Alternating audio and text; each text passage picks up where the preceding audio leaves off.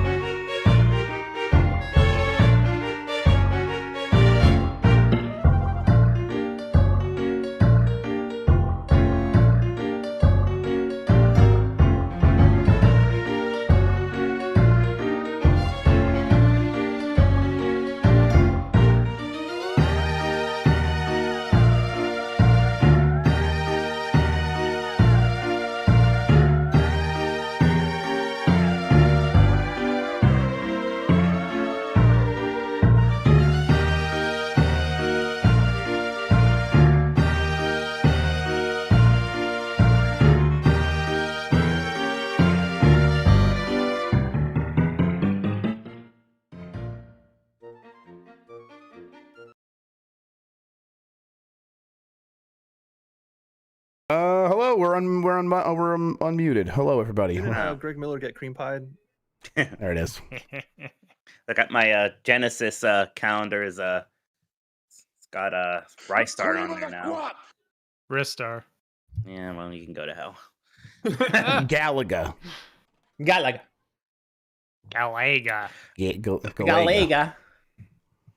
What the fuck did you just say today? You said something that was supposed to be Japanese, and you just butchered it so fucking bad. What's weekend? I was like, oh my God. It's probably someone's name. Jeff did a good job. It was with probably Suikoden. so good. Yeah. So you did all right with that. That's come on, give me a break. Make it first. Oh, you don't know how to pronounce Suikoden. No, it was something. No, it was something. It was someone's name, I'm sure. And No. that's how much I care. I don't. When's the Power Bombcast going up? Probably tomorrow morning. Jan's busy. He's got a lot going on. Well, I mean, I wasn't. Yeah. No, I know. He's busy. Everybody shits on Tolkien. That's the Monster Hunter game Yep. from the people that's making like a Wild Heart, whatever. And I can't take it no more because that's a good game, and people just shit on it for no reason. Well, get out there, It's a get on great Twitter game. and start yelling at people. Hey Jeff, check in chat's asking for help with the Patreon tiers. Wants to know what tier lets them like submit to like the podcast producer channel. Doesn't even the lowest tier allow Yeah, that? all $5. all the tiers, $5. Oh. Yes, is that's all. There you go, Chuck. That's We will important be- to know because I think you can do less than that, but $5. Yes, it's Oh, true. Yes, wow. yeah. There Hard R Rocky. I will be like reassessing the tiers here in a little bit. The higher tiers will get a few more benefits, but no, for now, the higher, all the tiers will be able to be tiers get you, podcast yeah. producers. And If that were ever to subscribe change in the future and for like whatever reason, it would be everyone who's in there now would still be grandfathered in. So don't worry about that. Yeah, and also the Twitch thing. If you subscribe to Chef, you also get podcast producer. Okay.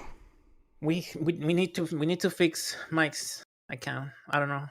Yeah, we've tried 100 We need to do times. something. We need We've to talk tried to so many somebody. times. Yeah, you guys just don't. We just don't know. It's, Okay. we I'm just- gonna Let me send do you a this. picture of a setting that you remember might have off. I streamed. Remember to you. You said you still didn't know. Yeah, but just wanna send you that just in case.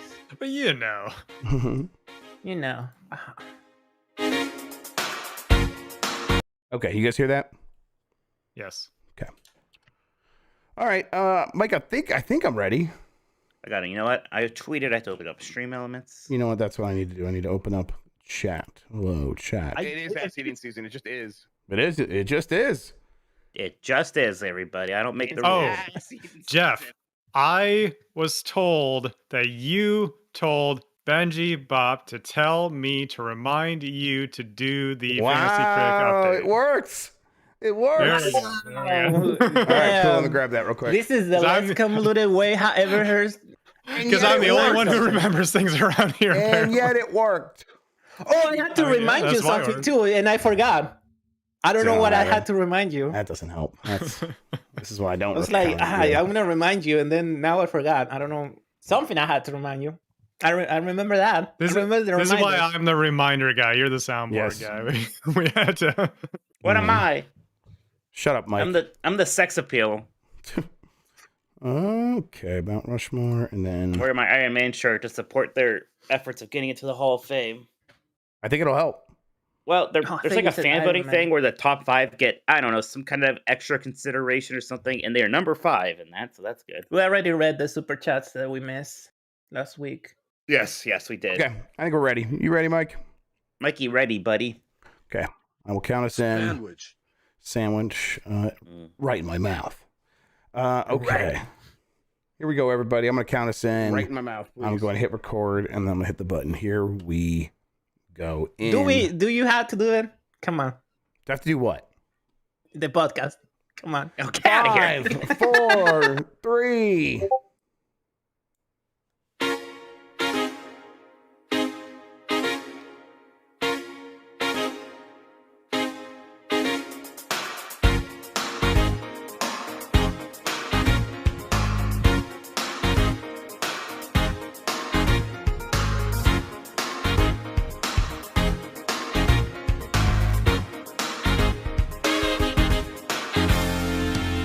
The internet, you're busy, let's do this. Welcome to the Game Mess Decides podcast. I thought I screwed it up and yet I didn't, and so I still tripped myself up.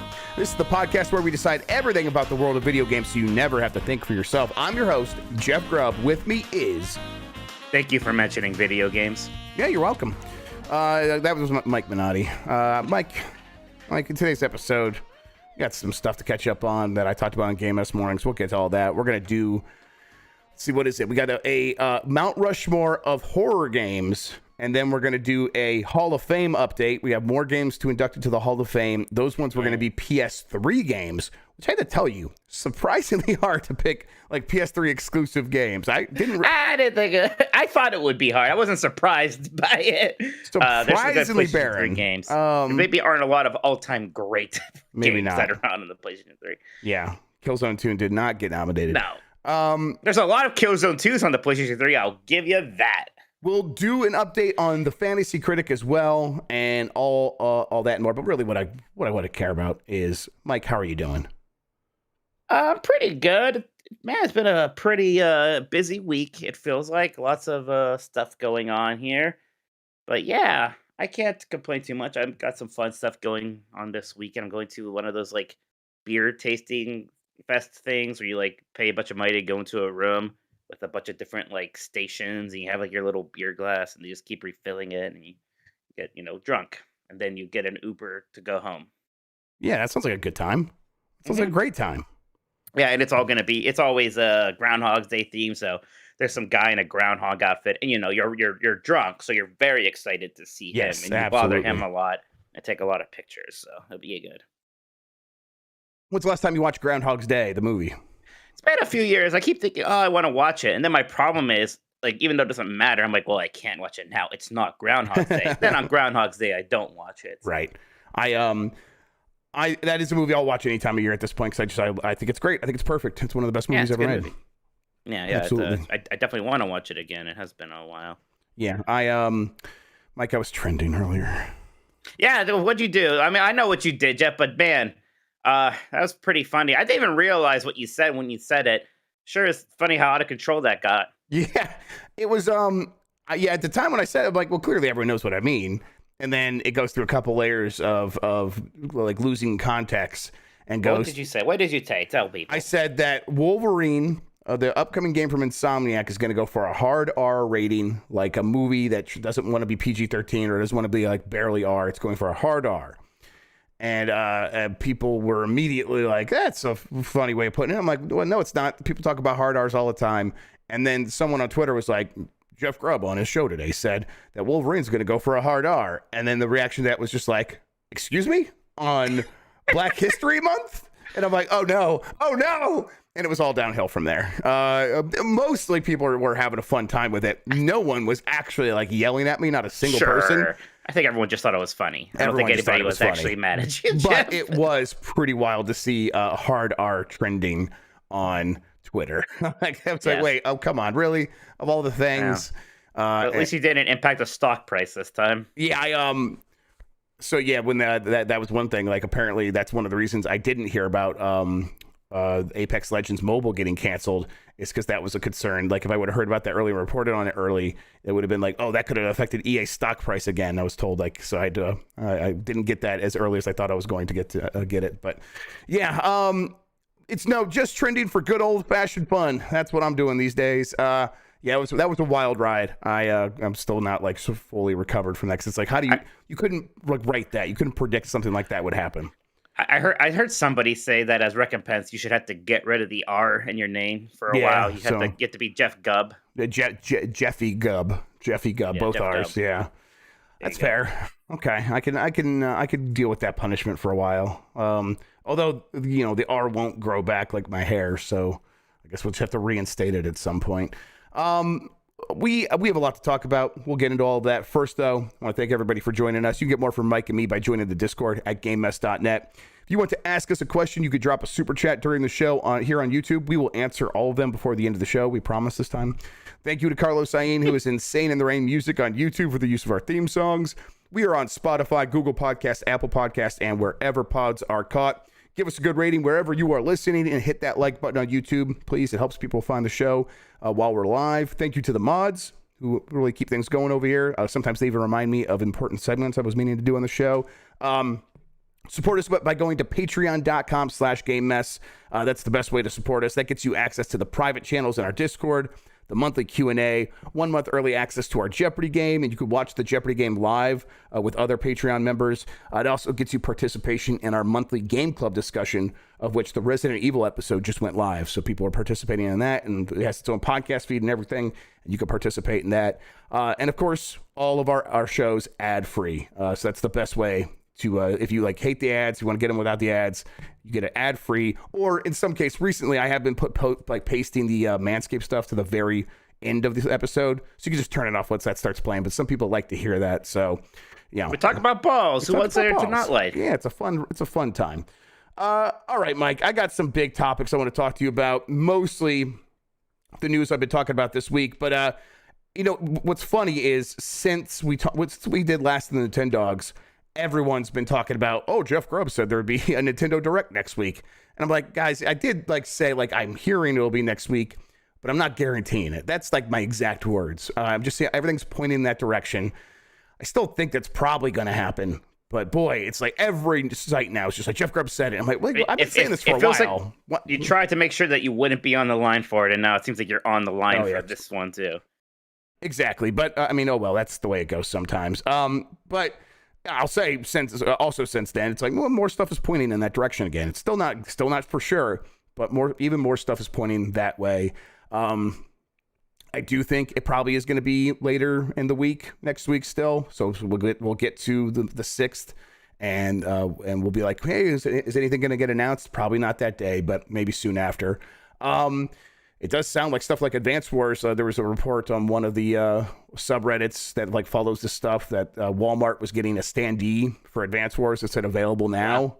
It's like, okay, well, I guess that really is happening. Maybe. Who knows how trustworthy that is, but it does fit with a lot of other stuff we've heard. So what will you? Are you just gonna abandon Fire Emblem and go straight to Advance Wars? How are you gonna handle that? I'm not gonna abandon Fire Emblem, but I might. What I'll probably do is I'll boot up Advance Wars, play it for a little bit. To be like, oh, okay, I get it. And then I'll go and I'll finish Fire Emblem, and then I'll come back to Advance Wars. That's probably what I'll do, but I don't know. Maybe if I fall in love with this Advance Wars, I'll be into it. But the thing is, I have played those Advance Wars 1 and 2 games both quite a bit. So, Fire Emblem Engage is a totally new game. I might stick with that over this Advance Wars, at least for a little bit. I'll just be happy that Advance Wars is out and exists and isn't going to get put into a hole forever. That's where I want. That's what I want for that more than anything. Even if I'm not playing it right away. Just that it's there and available to play, that'll be good enough for me. Sounds good. Okay, and then there's the couple stories. The Coalition, I've said before that they are working on a smaller non-Gears game to get familiar with Unreal Engine 5.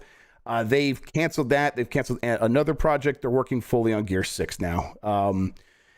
And that it seems like when they got hit by those layoffs, that was part of it. Like some of the people that were working on those other projects were affected by that. So it's not like this is we now fully understand Unreal Engine, so we can move on. It still is not a great story for the most part, but it is. I suppose if you're a fan of Gears, and you're like looking at the Matrix demo that the Coalition worked on, like they are probably pretty familiar with this. They probably can move on, and this means you'll probably get Gears 6 a little bit quicker than you might have otherwise. So I don't know. How do you feel about Gears and the Coalition? Gosh, I mean, I liked Gears a lot in the 360 era, but then was kind of done with it. I barely played Gears 4 and Gears 5, even though people say good things about Gears 5. It's this dumb thing. It's like, well, I didn't beat Gears 4. I can't really get into this. And I don't want to play Gears 4. So it's kind of weird. I imagine I feel the same way about Gears 6. So I don't know. I'm not super plussed about any of that. Do we have any idea what that smaller game was going to be? What kind of game was that? Like, how much of a loss is this? Not really. I haven't heard many details, really. It was just, and that's what, I guess that was the weird part about it, because they were going to spend a couple of years like getting something into place and then going to Gears 6. I mean, they would have worked in tandem, like side by side at a certain point. But it was probably the right decision not to spend a ton of time if you are the Coalition, the Gears studio, not making Gears. So yeah, it's rough. Yeah, it's like a weird thing. So this is probably the right decision. But yeah, I don't know what the smaller game would have been. I will say that the recent track record of Microsoft and enabling its studios to do smaller games has been pretty positive. So I think I would have liked to have seen it. Yeah. But overall, I understand why they made this decision.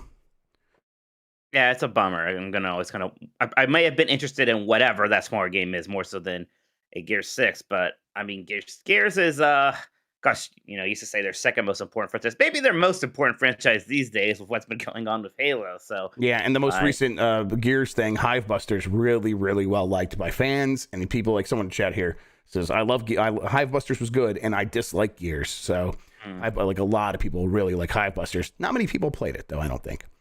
That's too bad. Well, if you release it with the next Gears, maybe a lot more people will. Or even if it like was an expand alone instead of this thing that's sort of attached as DLC to Gears 5. Yeah, I guess that would have made more sense. I gotta be honest, what is Hivebusters? It's DLC for, honestly, I don't really know, Mike. I haven't played it.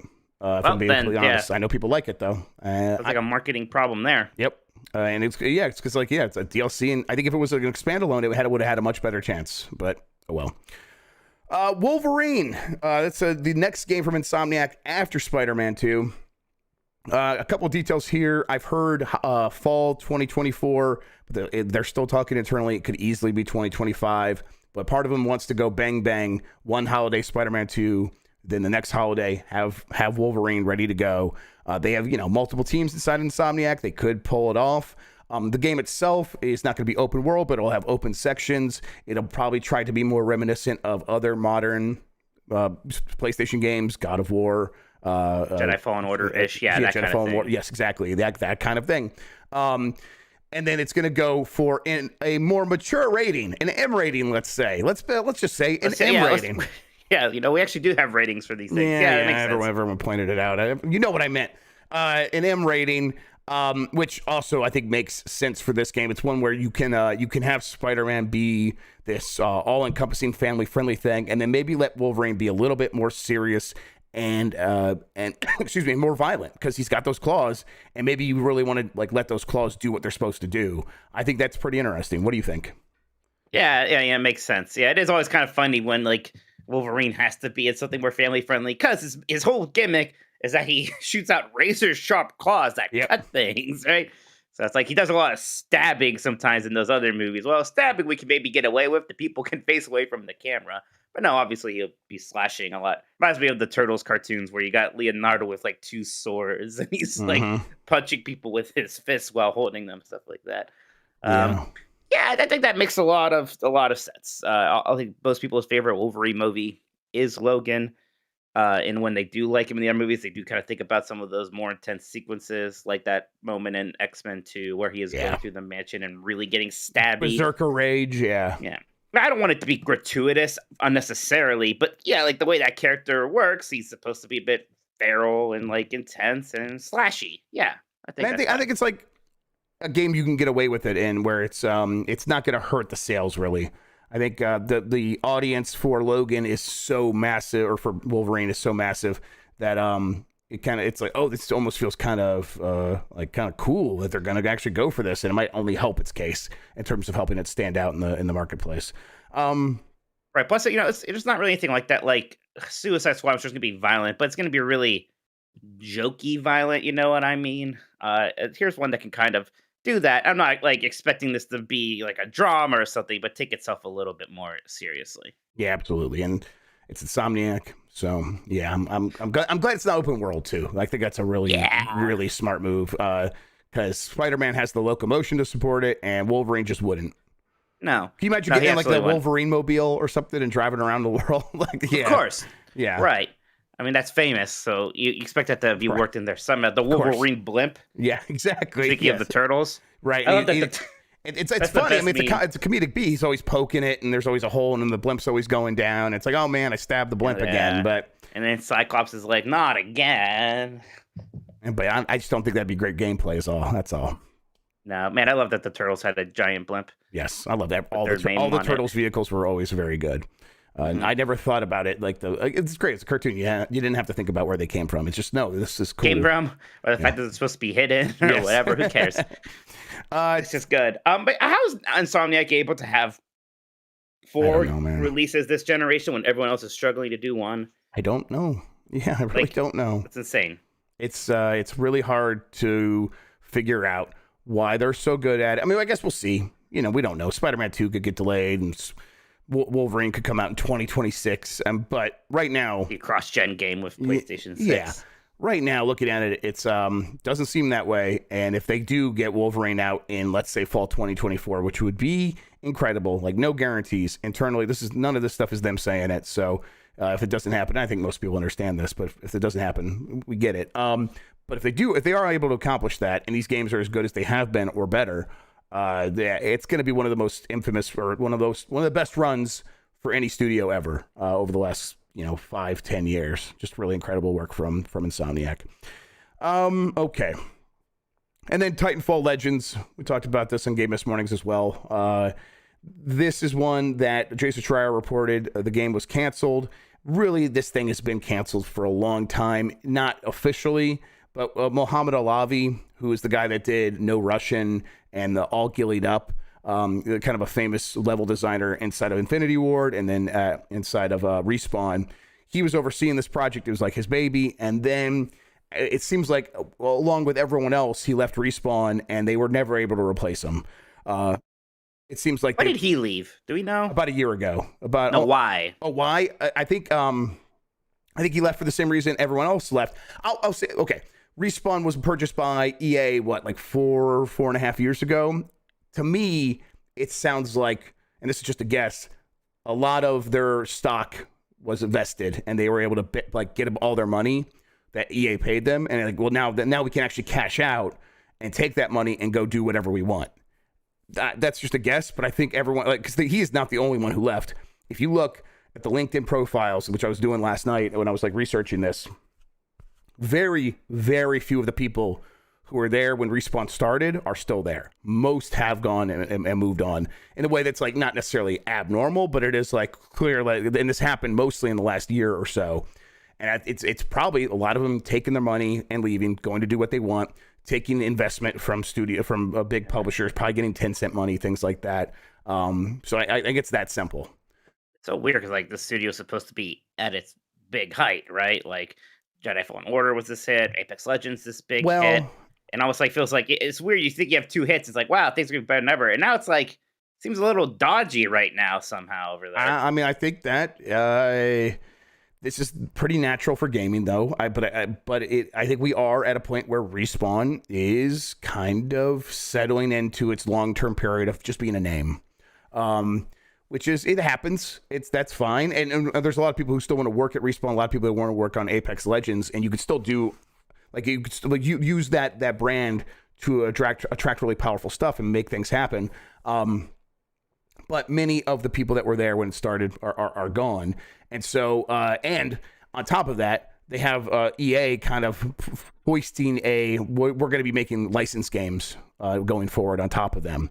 And that's, they're the Star Wars studio now, Respawn. They're making 3 Star Wars games, right? Because they're making one that's a shooter. They're making, obviously, Jedi Fallen or Jedi Survivor. They're probably going to make another one after this, probably. And then the third one is that tactics game they're making with an outside studio. So it's like they're a Star Wars company, and they make Apex Legends. And now they used to be like making Apex Legends and Titanfall Legends, and Titanfall Legends was going to be this big, expansive thing. And now they're not doing that anymore. And they have like a small skunkwork team that's probably still making a few things, still experimenting with some stuff over there. But really, they're making a bunch of Star Wars stuff and Apex Legends. And Apex Legends is settling in long term for like kind of what it's going to be going forward, where it's not going to have any huge growth spurts probably anymore, but it could still make a lot of money. So yeah, it's just, this is the future of Respawn now, and it's very unlikely that they're going to be able to make a Titanfall anything sort of work, because this was their best opportunity and they couldn't make this happen. And the reason that this wasn't going to happen, one, Mohammed Alavi left, and then two, they were going to put it as a mode inside of Titanfall Legends, and as a mode, Save just Titanfall, you mean? I'm sorry. Just Apex Legends. Yes, thank you. A mode inside Apex Legends, and so it wasn't going to be like the standalone thing, but it's going to be this thing that you could go in there and experience, and so it'd be like, okay, we are going to be able to play this here, and then the free to play stuff was going to pay for everything.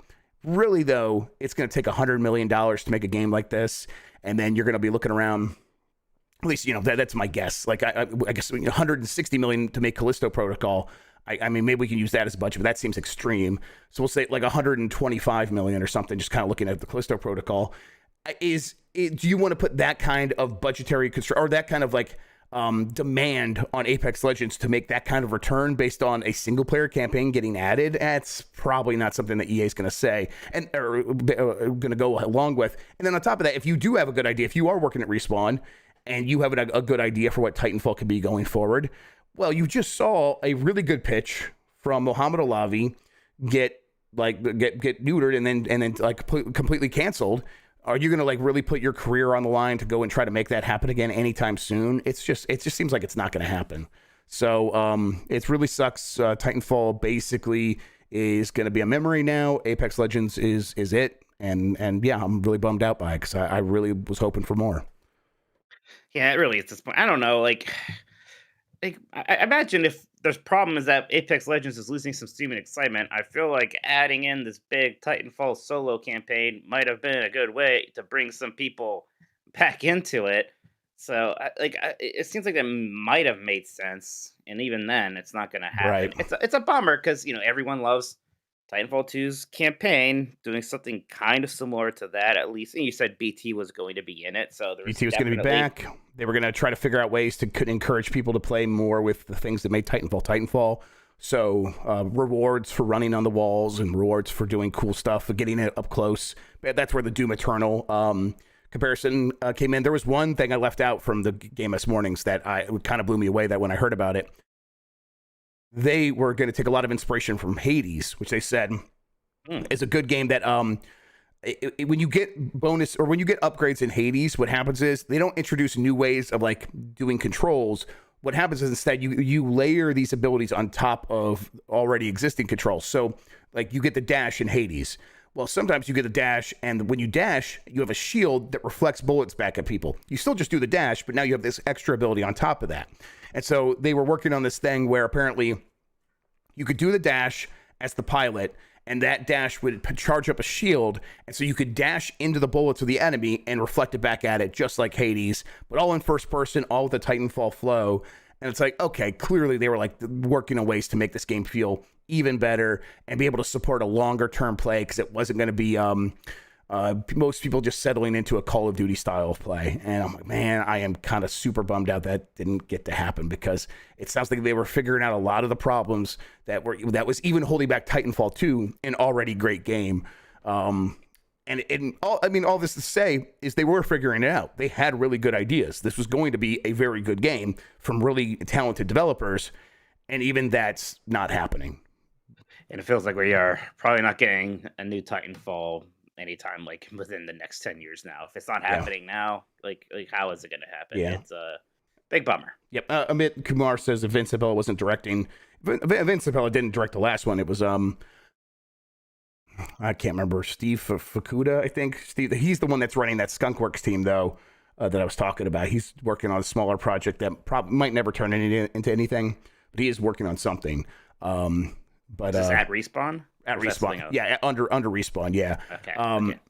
So, but really, it was once Muhammad Alavi left. So, yes, Steve Fukuda. Thank you, Chad. I don't know. I had a lot of, based on what I heard, I had a lot of faith that they were going to be able to pull it off. It's just, once those key players left, it was always doomed. It was because they were never going to be able to really convince someone else to come and take over someone else's pitch. Really, it seemed like. And again, that's all kind of speculation on my part. That part of it, trying to fill in the blanks of on what happened there and looking at the LinkedIn's. But yeah, oh well. Okay, Mike. That does it for the big topics that I have. Is there anything else that happened this week you want to talk about? Well, something just happened before we went online. Knockout City has also announced that it is going to be shutting down. It is not the only one this week, right? A lot of live service games kind of getting there hit. Was RumbleVerse, and a lot of people are kind of bringing up man, when RumbleVerse was announced going down, a lot of people are like, well, at least Knockout City's still in there. Nope. And no, it's not. They said their 9th season is going to be their last one. I think at the end of this month, they're going to stop selling premium currency, and then they'll kind of let the citizen ride out. It's kind of weird, Jeff, and it's kind of depressing in the sense that it almost feels like these big online multiplayer games are kind of becoming like that mobile space, or already is, where it's just these same players, it's these same games, and those are going to be the ones people play always and forever. And there's very little room for new stuff here. And you kind of get the feeling maybe everyone's realizing this. We know that Ubisoft is kind of like, man, we threw a lot of money at Battle Royales or other things, and maybe there just isn't room for more of those. We'll see if Sony's going to have better luck with all of the games that they're doing like that. One of them is the Last of Us game. Yeah, factions though. I saw Xbox Killer was here, so let's give him some red meat. Factions is probably gonna. I'm getting the feeling that's gonna be a real rough ride for. Really? Yeah, because think about it. You have a studio that's known for their spending a ton of money, getting everything perfect, and then they're gonna put out a big game that's probably going to be free to play, but it is The Last of Us, so maybe it's not, but it's probably gonna be free to play. And then you're gonna have to monetize that, and in order to monetize that, you're gonna have to make sure there's a ton of content. And they're perfectionists. Story content also somehow? Right. They're making a big deal about it being story content. So it's not just assets. It's creativity and all these teams working together and working with these tools that maybe not have been optimized for building content quickly. Not to say that there's anything wrong with the tools. Just it's never been put through this kind of grind before. I will tell you that almost certainly, if you look at the live service games that are succeeding out there, the way that Naughty Dog makes games is probably nothing like that. And so they're going to be met with that. And then do you really, I don't think that when that game is live, that they're suddenly going to be like, okay, and we're going to have all kinds of fun skins that people really want to spend a lot of money on. I really don't think that, what's his name? Who's Neil Druckmann? Yeah, Neil Druckmann is going to give the thumbs up to the Ronald McDonald skin. That is like a big tie-in. 15 different kinds of dirty jeans to pick from. Yeah, right. And that's going to put it in a tough position as well. So I think it's going to be a rough. I bet it's going to be a fun game. But when has that ever helped any of these games that we're talking about? I mean, maybe this will be a different one. Titanfall had a fun multiplayer mode, and people kind of cared for a little bit, and Naughty Dog was interested in adding that much new content to it because they had to make new things. And Naughty Dog talks a lot about how they have so much freedom. If they really want to support a live service competitive Last of Us game for the next 10 years. Yeah, I guess I'm not really sure, Jeff. And one of the problems with Halo Infinite was it's hard with a live service game making high quality content at a steady cadence. And here's the studio that's known for having the highest quality of high quality. So yeah, how do they keep pushing it out at a steady rate, especially when it is going to be compared to Halo Infinite? That's going to be kind of the direct comparison point here. Yeah, we'll see. But it is just part of this larger point here. Are any of these things ever are we going to have another Apex Legends again, basically? Probably not an Apex Legends that races to 50 million players, right? Probably not that.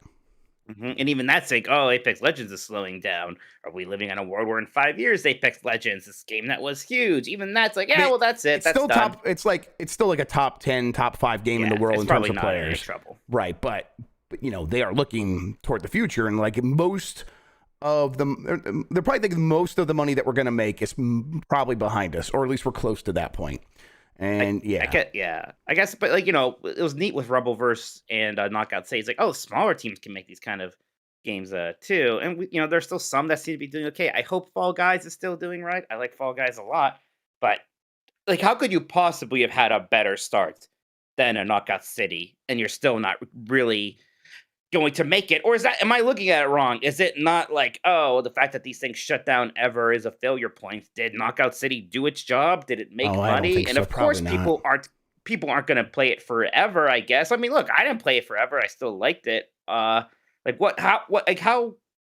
can reasonably be the expectations for these things? Yeah, I mean, you're right. And I mean, and we're at a point where a couple years ago it would have been like, okay, we'll go from being a premium price game to being free to play. Knockout City did do that. But RumbleVerse did not do its thing. It was a free to play game, but it didn't do the thing of, well, it's on Epic, I guess we'll put it on Steam. They didn't even try that. And it's like, well, if that game was on Steam, maybe it would have had a chance. They didn't even try that. And it's like, man, I think we are abandoning ship pretty fast. And, fail fast is a pretty common thing, I think, from at least the tech side of things. And live service feels like it has like it was born out of that idea. So I think we're going to continue seeing this for a while. But for the most part, I think these things are going to be treated like learning experiences, and that's the value these developers get out of it. And then they're going to try again if they are, afforded the opportunity. Not all of them will be. It's just, it's just pretty rough, and you're competing against Fortnite, and Fortnite is such a powerhouse, and it's also very good, and it can just also kind of take your ideas and make it work inside itself, and people are so invested in Fortnite. It was kind of the problem the MMO space had a while ago, where all these MMOs are coming out, and it's like, well, people are just going to play World of Warcraft. They've already been playing that. Yeah. Right? And it kind of like took World of Warcraft to be at this really low point for some other ones to finally sneak in and gain momentum. And even that window seems like it's closing because World of Warcraft's getting like pretty good again, and Final Fantasy 14 is now just also there. So yeah, like Fortnite is this powerhouse. Apex Legends is also there, and Call of Duty. Like, how much more room can there really be for something? Maybe if you invent a new genre like a Tarkov, you could do that kind of thing. Exactly. It feels, but I don't know. It just seems like it's really that market is shrinking, not in terms of like market cap, but just in terms of titles available. Bailiff Moon earlier mentioned that just going back to the factions. It could be like Sea of Thieves, where Sea of Thieves was Rare's first live service game. It took them a long time to kind of get into the flow of things with content. I bet it will follow a similar trajectory. It's just, it seems like Naughty Dog would be even more difficult because their standards are so much higher than even Rare's. So yeah, it's gonna be rough. All right, Mike. Rough seas. Rough seas indeed. All right, let's do this, Mike. I care about you, right? Yeah, I know that you care about me, especially my balls. You know that I just want you and your balls to be good and clean and happy, which is why I'm so happy that support for Game S is brought to you by Manscaped, which is the best in men's below-the-waist grooming. Their products are precision-engineered tools for your family jewels. Manscaped's Performance Package is the ultimate men's hygiene bundle. Join over 7 million men worldwide who trust Manscaped with this exclusive offer for you. 20% off and free worldwide shipping with the code MESS at manscaped.com. I was so heartened to hear you say that you used it's the ball toner, right? The ball. Oh, no. The deodorant's what you use out of the shower. Right, the toner is what you use for pick-me-ups. Right, so it's the crop. There's the crop preserver, and then there's the crop reviver. We're talking about the crop preserver first, which you were addicted to that stuff. I am too. It's so nice. It really does make me feel incredible when I get out of the shower. It keeps me feeling fresh, and like I can man, I'm smelling good, and it's all coming out of the engine room, which is like a nice feeling. I'm like, yeah, I'm feeling pretty good about it. So I was happy to hear you were having the same experience, right? Yeah, it's kind of like, you laugh like, ha ha ha, ball deodorant. Then you use the ball deodorant. Like, I like the ball deodorant. I'm going to keep using that. Yes, I'm going to be getting the ball deodorant going forward. Absolutely. Right. Plus, I'm sure a lot of you are thinking, I already have a razor. Even if it's an upgrade, I'm not going to get a new razor. Well, you should, because it's a good razor. But get the ball deodorant. Absolutely. Yeah, I mean, well, you get it all as part of the Performance Package 4.0. And oh man, this thing is a game Way changer. better than the 3.0 I've heard. Yes, absolutely. The serious upgrade that the lawnmower 4.0 with its little spotlight on there. It's really good stuff. This trimmer is the future of grooming. Dare I say, the greatest ball trimmer Future is ever. now. Their 4th generation trimmer features a cutting-edge ceramic blade to reduce grooming accidents thanks to their advanced skin-safe technology. I want to say, like, I felt this in action. I was in there. I was doing the business down in the engine room, and I was following the instructions, making sure I was going slow and smooth as they suggest. And yet I still felt it like beginning to catch. And then the skin-safe technology was like, nope, everything we're gonna back off. We're gonna let it go. And it's like I could feel it happen where there was actually no nick. Where with other stuff, 100% I would have been nicked and hurt. It was amazing. It was a kind of an amazing feeling. The Lawnmower 4.0 is waterproof, so like me, you could do it in the shower as I was doing with that 4,000 Kelvin LED spotlight that you need when you need a more precise shade. Is that a lot of Kelvins? I think it's a lot of Kelvin. It's very bright, right? You've used it, right? You could just use it. It is pretty bright. Yeah, I was able to see everything. Because this trimmer is waterproof, you can say goodbye to the mess on the bathroom floor. You thought that was good, but want to take your grooming game even further to the next level. The Performance Package 4.0 also includes the Weed Whacker nose and ear hair trimmer. Mike, any experience with this so far? Oh yeah. This is I have a pretty hairy nose, Jeff, and I hate it just because it kind of gets itchy in there. I'll be honest, I have a bad habit of picking those hairs because they just kind of drive me crazy. Yeah. And I'm out pumping like there's a freaking long hair in my nose. I want to get it out. Same thing with the ear hairs. So yeah, just having this easy way of just going in there and taking care of that business is a big relief. It's probably helping my social game a bit. I imagine I'm a bit more approachable when I'm not picking hairs out of my nostrils. Exactly, when you're not tugging at the old nose curtains, absolutely. Right. Their Crop Preserver Ball Deodorant and Crop Reviver Ball Toner will change the way you approach your hygiene routine. And trust me when I say this, fellas, your balls will thank you. Manscaped even threw in 2 free gifts through their Performance Package 4.0, the Manscaped Boxers and the Shed Travel Bag. Bring your comfort and boxers to another level. Boxers. Yeah. I wore them for, I gotta have to admit, too many days in a row because they just felt really nice. I admit it. I was kind of having I a had the lazy ball time too. deodorant on though, at least, so. Yeah, and like, listen, I mean, you just drop on the Crop Reviver and you're good to go for another half hour or so. It's time to take care of yourself. So go to manscaped.com and get 20% off plus free shipping with the code MESS. That's 20% off and free shipping worldwide with the code MESS at manscaped.com. Go ahead and use that. That's MESS, manscaped.com, 20% off, free shipping worldwide.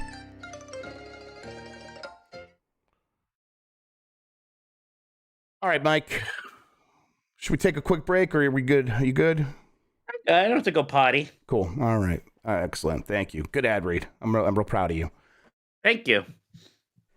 Okay. I just overshared, which always helps. I think that does help. Makes you more approachable. Yeah, unlike picking my nose hairs. Okay, let's get into it. Actually, let me get this set up real quick, everybody, and we'll get right back going. I'll bring the browser into. What are we doing next? Am I reading some of these super chats or what? Yeah, we're gonna do some of the super chats, but then we're gonna go to Mount Rushmore. So let me just get that set up. Opera.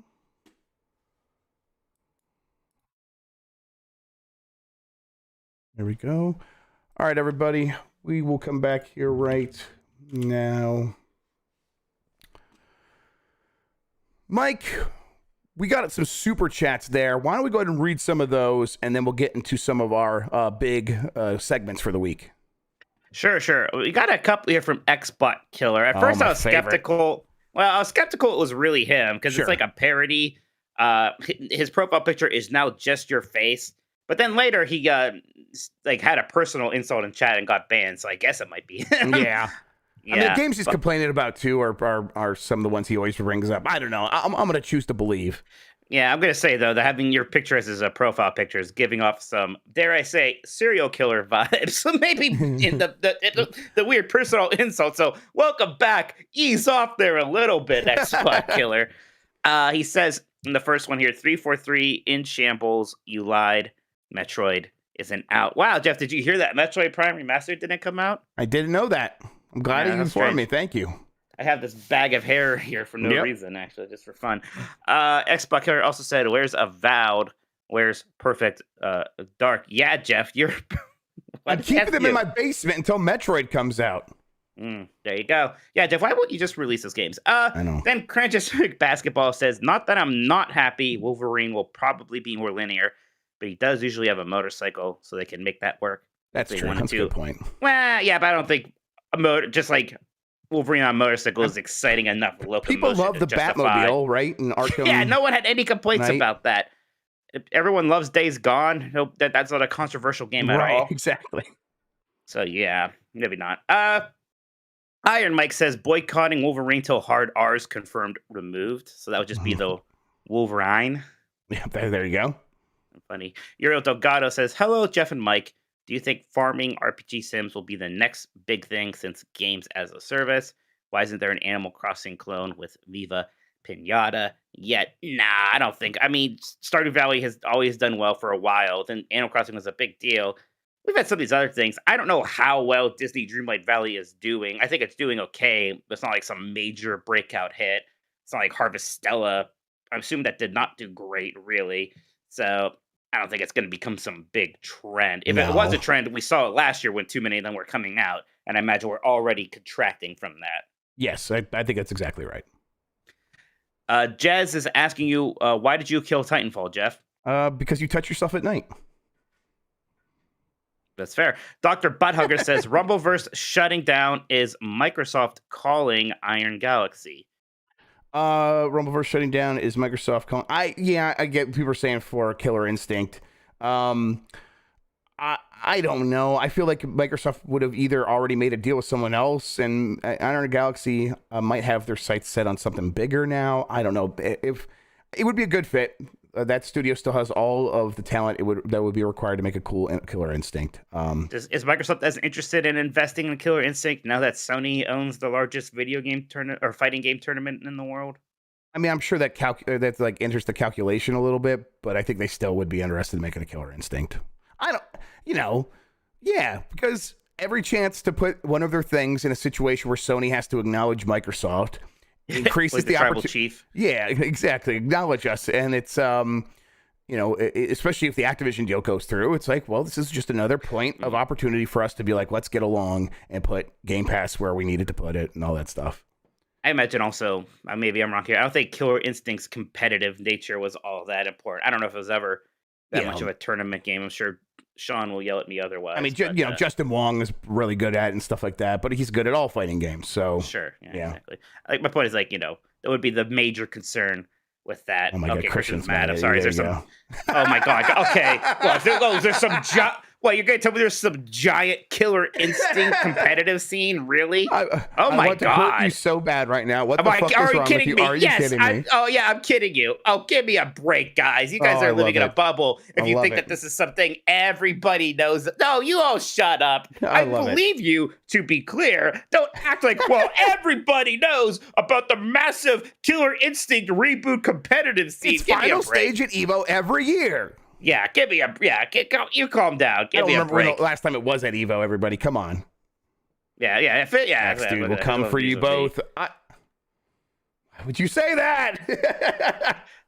All right. Next one. Cool. Let me cook. He's cooking. All right. It was on ESPN. Okay, well, cool. A lot of things are on ESPN, I bet. Jared McGee says, Sea of Thieves? What do pirates say?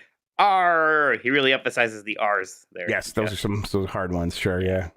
I went against. I thought better of including the phrase "hard R" in the podcast title. Yeah, fair enough. Yeah, it was literally at Evo 2020. Oh, that's great. All right. Shut up. You know what? I was thinking out loud. I was asking a question. Oh my God, you guys, jeez. B. Travis says, "Thank you, Jeff, for unequivocally 100% confirming a direct next week. It was fun seeing several sites pick that up today." Yep. Things are just pointing that direction. I don't guarantee it. I don't know for sure. Oh, here's Big Jimbo Ryan says, "You did my boy Xbox Killer dirty."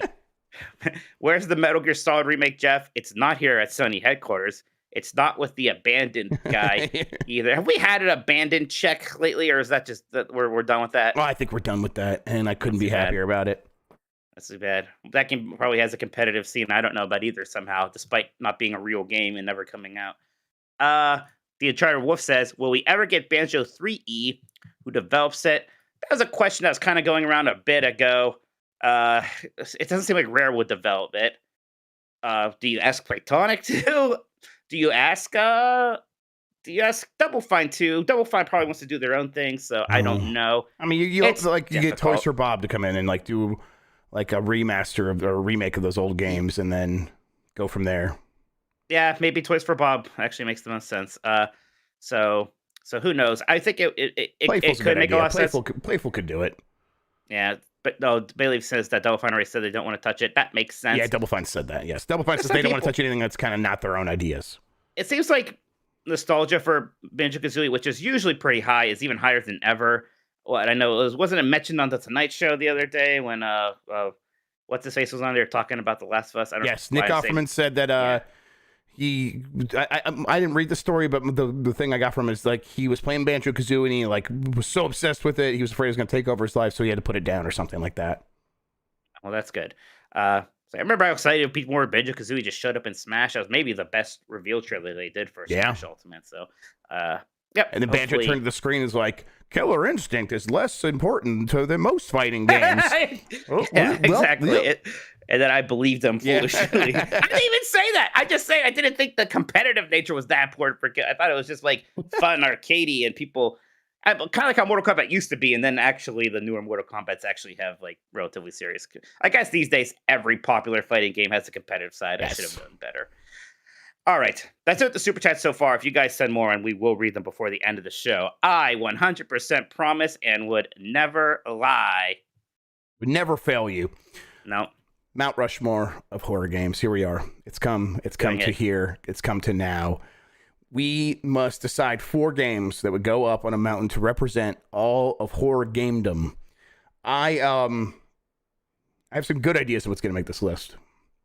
Not sure about the number 4, but I want to see where we're going to go with it. So, where do you want to start, Mike? Yeah, this is going to be interesting because this wasn't really my thing, but I've actually been getting into it more lately, which is kind of fun. There's also so many games that are kind of horror, right? It's kind of a wordy, what is actually a horror game, what just has horror elements into it, right? Mm-hmm. So that's going to be interesting. I guess the first thing here is you probably want a Resident Evil in there, and it should probably just be Resident Evil 1. I think that's the major thing. Yeah, you just played it recently, so I might defer to you on this. But I was thinking maybe Resident Evil 2 instead. Like the original or the remake? The original, but I mean, maybe we could do the remake. I don't know. I don't know. I just think the first Resident Evil game, maybe you can argue it's not the best. I'm sure you can. But it is still very, very, very good and also super important, right? That is, I mean, it literally says the word survival horror when you are playing it at a certain point. They coined that phrase.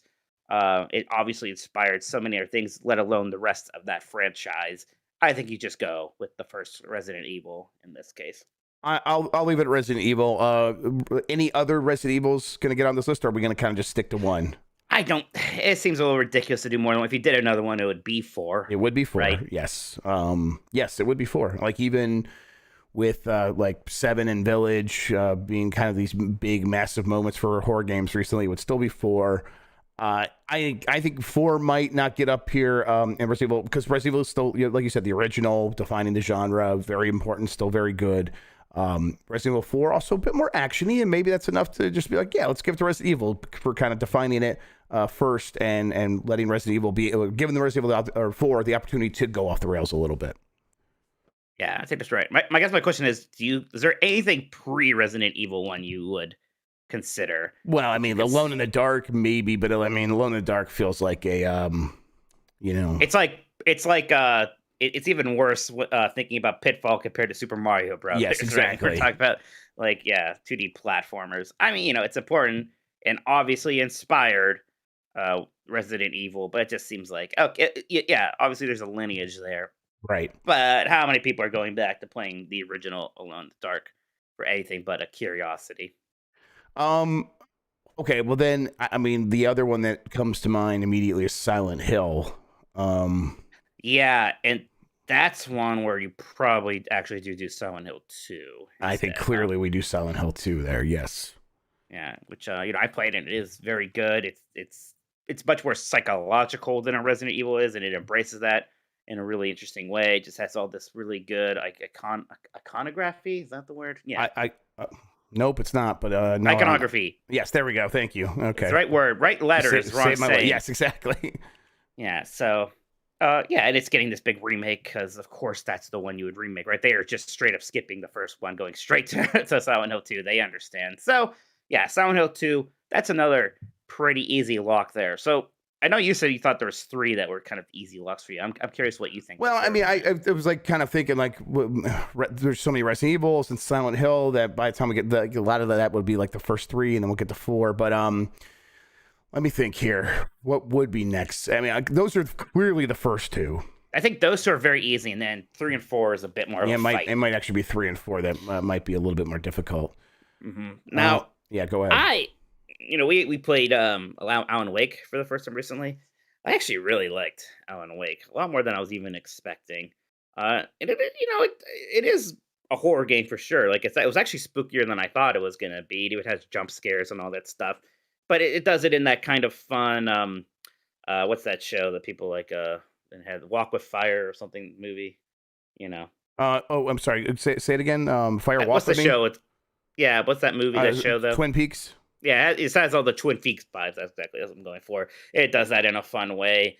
I actually like the whole people like drag on the combat. I even liked the combat in it, so I just had a good time. See, like Maximiliano says it's horror adjacent. I feel like that's just straight up horror. But at least that's the primary. Stephen King horror, right? So it's Stephen King horror. I think it's not necessarily what we think of as video game horror, but it's clearly within the wider horror genre. And I don't think you would. I mean, maybe you could say thriller. I don't know. I would just say spooky horror.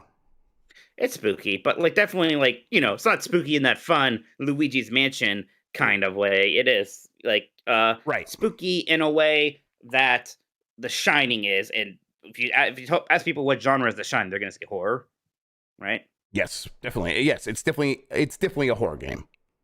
Good that you have Bubsy 3D on there, by the way. I mean, the scariest game I could think of. You're funny. You're a funny guy. Yeah. So I was actually thinking about this, and it's going to be a funny one to talk about because Five Nights at Freddy is a big deal. Ooh, very modern, and it is just horror. Here's the thing, Jeff.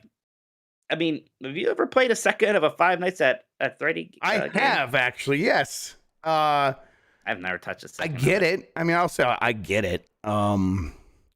It is the concept of a Chuck E. Cheese or Major Magic's kind of coming to life, or having the animatronics come to life for the lone security guard at night. It's a very easy thing for kids to sort of understand, and it's one that I think is maybe a little bit timeless. So when older gamers come to it, it's recognizable. But the games are so basic and weird, and maybe that's part of the charm. But I never fully got it, actually playing it. I got the concept or got the setup. I don't know if I got the execution. So I would have a hard time putting it up there just based on that. But it is important. Kids, it's weird how it's a kids thing, and kids love it. Like my 6-year-old, my nieces, when they were 6, were really into it. We're drawing pictures of these people. And it's weird because it's still supposed to be scary, but they're just yeah, no, this is great. I was like, okay, yep, glad you like it. But I mean, maybe there is just maybe we're just too old for it, Jeff. But it's hard for us to really think about it seriously. A lot of people are saying Dead Space. My problem with Dead Space is that it's very, very good, but it is basically just like Resident Evil 4 in space, which is great. I think that's a good idea, and it's done very, very well. It's just like Mount Rushmore. There's got to be kind of an importance there. I think Dead Space is right there on the border, though, because at least compare. Okay. Don't compare it to Resident Evil and Silent Hill 2. I compare it to the other things that would be coming up for 3 and 4. I think it's pretty important on that side of things. Yeah, I guess from that era though, Alan Wake still seems more different, interesting, maybe even important. A lot of people were kind of Alan Wake is almost even doing the episodic thing without even really being an episodic game, and that was interesting. So. People are saying PT. I mean, man, I never played PT because I was a coward. Is PT really that good? Because I'm always a little surprised that people can't stop talking about PT. But it's also not really a game. I don't think. Right? But I mean, I was gonna say Benjamin Franklin's not really a president, but he's also not on Mount Rushmore, Mike. He's also not on Mount Rushmore, Jeff. Good job. He's on the money though. It doesn't matter. I don't know. I think PT actually might belong on here. It's because I think we're talking about importance. I don't think there's a more important horror anything in the last 10 years or so. Has it been 10 years? It's probably been longer than that since PT now. I've lost all track of time. But yeah, it's the most influential horror experience that you could have throughout that time. And every horror game, including Resident Evil, was like, well, we got to be kind of like this now. Do you want to write down some of these ones we're suggesting? You want to do your job, Jeff? Well, I don't want to, but I will. We got a bunch of other ones we're gonna say. You're gonna lose. I'm afraid if I start writing some down, it's like, well, that's gonna be the list because it's not. There's other things here. Don't worry. Because I'm still not. I don't. I know I haven't played it. I still feel weird about a glorified demo being on the list. I don't. Well, nothing makes you feel weird, Mr. Hard R. So instead of Dead Space, if we wanted a sci-fi one in there, people were saying this and it's older, but System Shock 2, that's pretty interesting. Yeah. Although it seems like what was actually important about that was the fact that it was blending RPG stuff with first-person shooters, not necessarily its horror elements. I think that's also right. I'm sure that there will be fans of System Shock 2 who will be happy to go through all the tenets of its horror elements and why they're very important. But what I remember people pointing to in that game is the RPG stuff. I don't know. On that front, like there's stuff like Stalker and stuff like Alien Isolation and Dying Light. Some people were saying Alien Isolation, which it's not of that is very good. Yeah, I mean, yes, exactly. And I think it's a really it's a good concept. I think maybe this isn't enough to punish it anymore, especially on a Mount Rushmore. Like it was just much too long, so I fell off of it after a certain amount of time. Alien Isolation, maybe. I don't know. It feels like it's not quite as important as some of these other ones. Okay, a lot of people are saying Amnesia. Jeff, I've never played Amnesia. I've never played Amnesia either. So this might be like a blind spot for us. But I know people really appreciate Amnesia, but I would say that Amnesia was inspired by PT. And so maybe, again, I haven't played Amnesia, so maybe my lineage there is a little bit off, but that's what it always felt like. I don't say what Joe says. I don't recall Amnesia. That's funny. Okay, Amnesia predates PT. Okay, so yes, I did have my lineage messed up there. I guess. Yeah, piece of shit. Maybe if enough people say it also in our Discord, maybe we'll just have to trust them on it. Okay, yeah, let's chat. Let's check in on the Discord. Actually, give me a second while I make sure that is good to go. Let me come back here. But while you're doing that, some people said BioShock. Do you consider BioShock horror? It definitely has horror elements. It's definitely a big part of it. Yeah, but I think it's in that same spot as like, a Dying Light or System Shock 2. I think those are kind of all in the same zone. Not quite right for this Mount Rushmore. Like Amnesia is definitely more should be up there before those. Is what I think. Yeah, some people are saying Eternal Darkness. As someone just replayed Eternal Darkness, I still really liked it, but it is. It's not Mount Rushmore. It's not important enough. It's fun and it did some really interesting things at the time, but I don't know. It's not like it influenced a lot of things necessarily, which is part of why it's still kind of fun to go back to. It's because it still feels kind of weird. Well, giving away spoilers there. Don't worry. Yeah. All right, Chaos Buckaroo says Eternal Darkness, which is one I was going to mention only to immediately knock it down. Its sanity effects were such a unique way of messing with the player. Yeah, it's definitely in that I can't say the word milieu, but it's not. I don't know. It doesn't even have any R's. You should be good with that word. Great, wonderful. That's your thing now. Yeah, it's totally my thing. I know Bubsy's all over. I don't know. Eternal Darkness isn't scary enough. Is kind of what I think. Yeah, it can be a little scary. I mean, look, the problem is that it is basically the sanity effects that we all actually really remember. The rest of the game, I still liked it, but like the sanity effects are like the thing that's really cool and important sticks out. Then the rest of it is just a decent Resident Evil clone. I like this one, Until Dawn. Until Dawn's like a really because it's such a I know it's mostly all coming from that one company, but it's such a big part of modern horror, like having performance capture and having choices and having familiar faces as actors in those roles and being able to play online and have everyone like take turns making decisions. I don't know. I like that. I like that poll. Okay, Screaming Madden. I'll tell you who's the George Washington. Haunted House for Atari 2600. How could you not include the first survival horror game, which got a reimagining in Atari 50 on this Mount Rushmore? But also the Thomas Jefferson is Alone in the Dark, Abraham Lincoln is Resident Evil, and Teddy Roosevelt is Silent Hill 2. So yeah, so we he's got two like, of if we them. were going even older, man, I would give love for Splatterhouse before some of these other really old ones. But Yeah, for sure. I don't. That's more of just like a horror themed beat 'em up than actually a horror game. It's not like it's actually scary to play Splatterhouse. Yeah, Haas mentions Limbo, incredibly creepy, particularly that moment for arachnophobes, oppressive and incredibly dangerous. Not exact. I mean, I don't know. At least it's not what I'm thinking of when I'm thinking of horror games. Right. Yeah, it's spooky themed in a way, and it's got scary moments, but we did say horror. We didn't say necessarily survival horror. So we didn't. That's yeah. true. So I get, like, people should be open to interpret that how they need to. Oh no, Leia's Silent Hill is the obvious choice for me, but I also throw in Amnesia: The Dark Descent, which I'm pretty sure is the first game that I refuse to play without all the lights on, and Eternal Darkness. Ooh, and Until Dawn. Man, horror games are good. Yeah, kind of good. I'm learning that. Yeah. I've kind of deprived myself here. Dan likes everything: Resident Evil, Dead Space, Limbo, and Last of Us. Resident Evil essentially established and popularized the survival horror genre. Dead Space set the bar for space horror. Limbo is one of those iconic indie games that showed us a completely different way to make a horror game.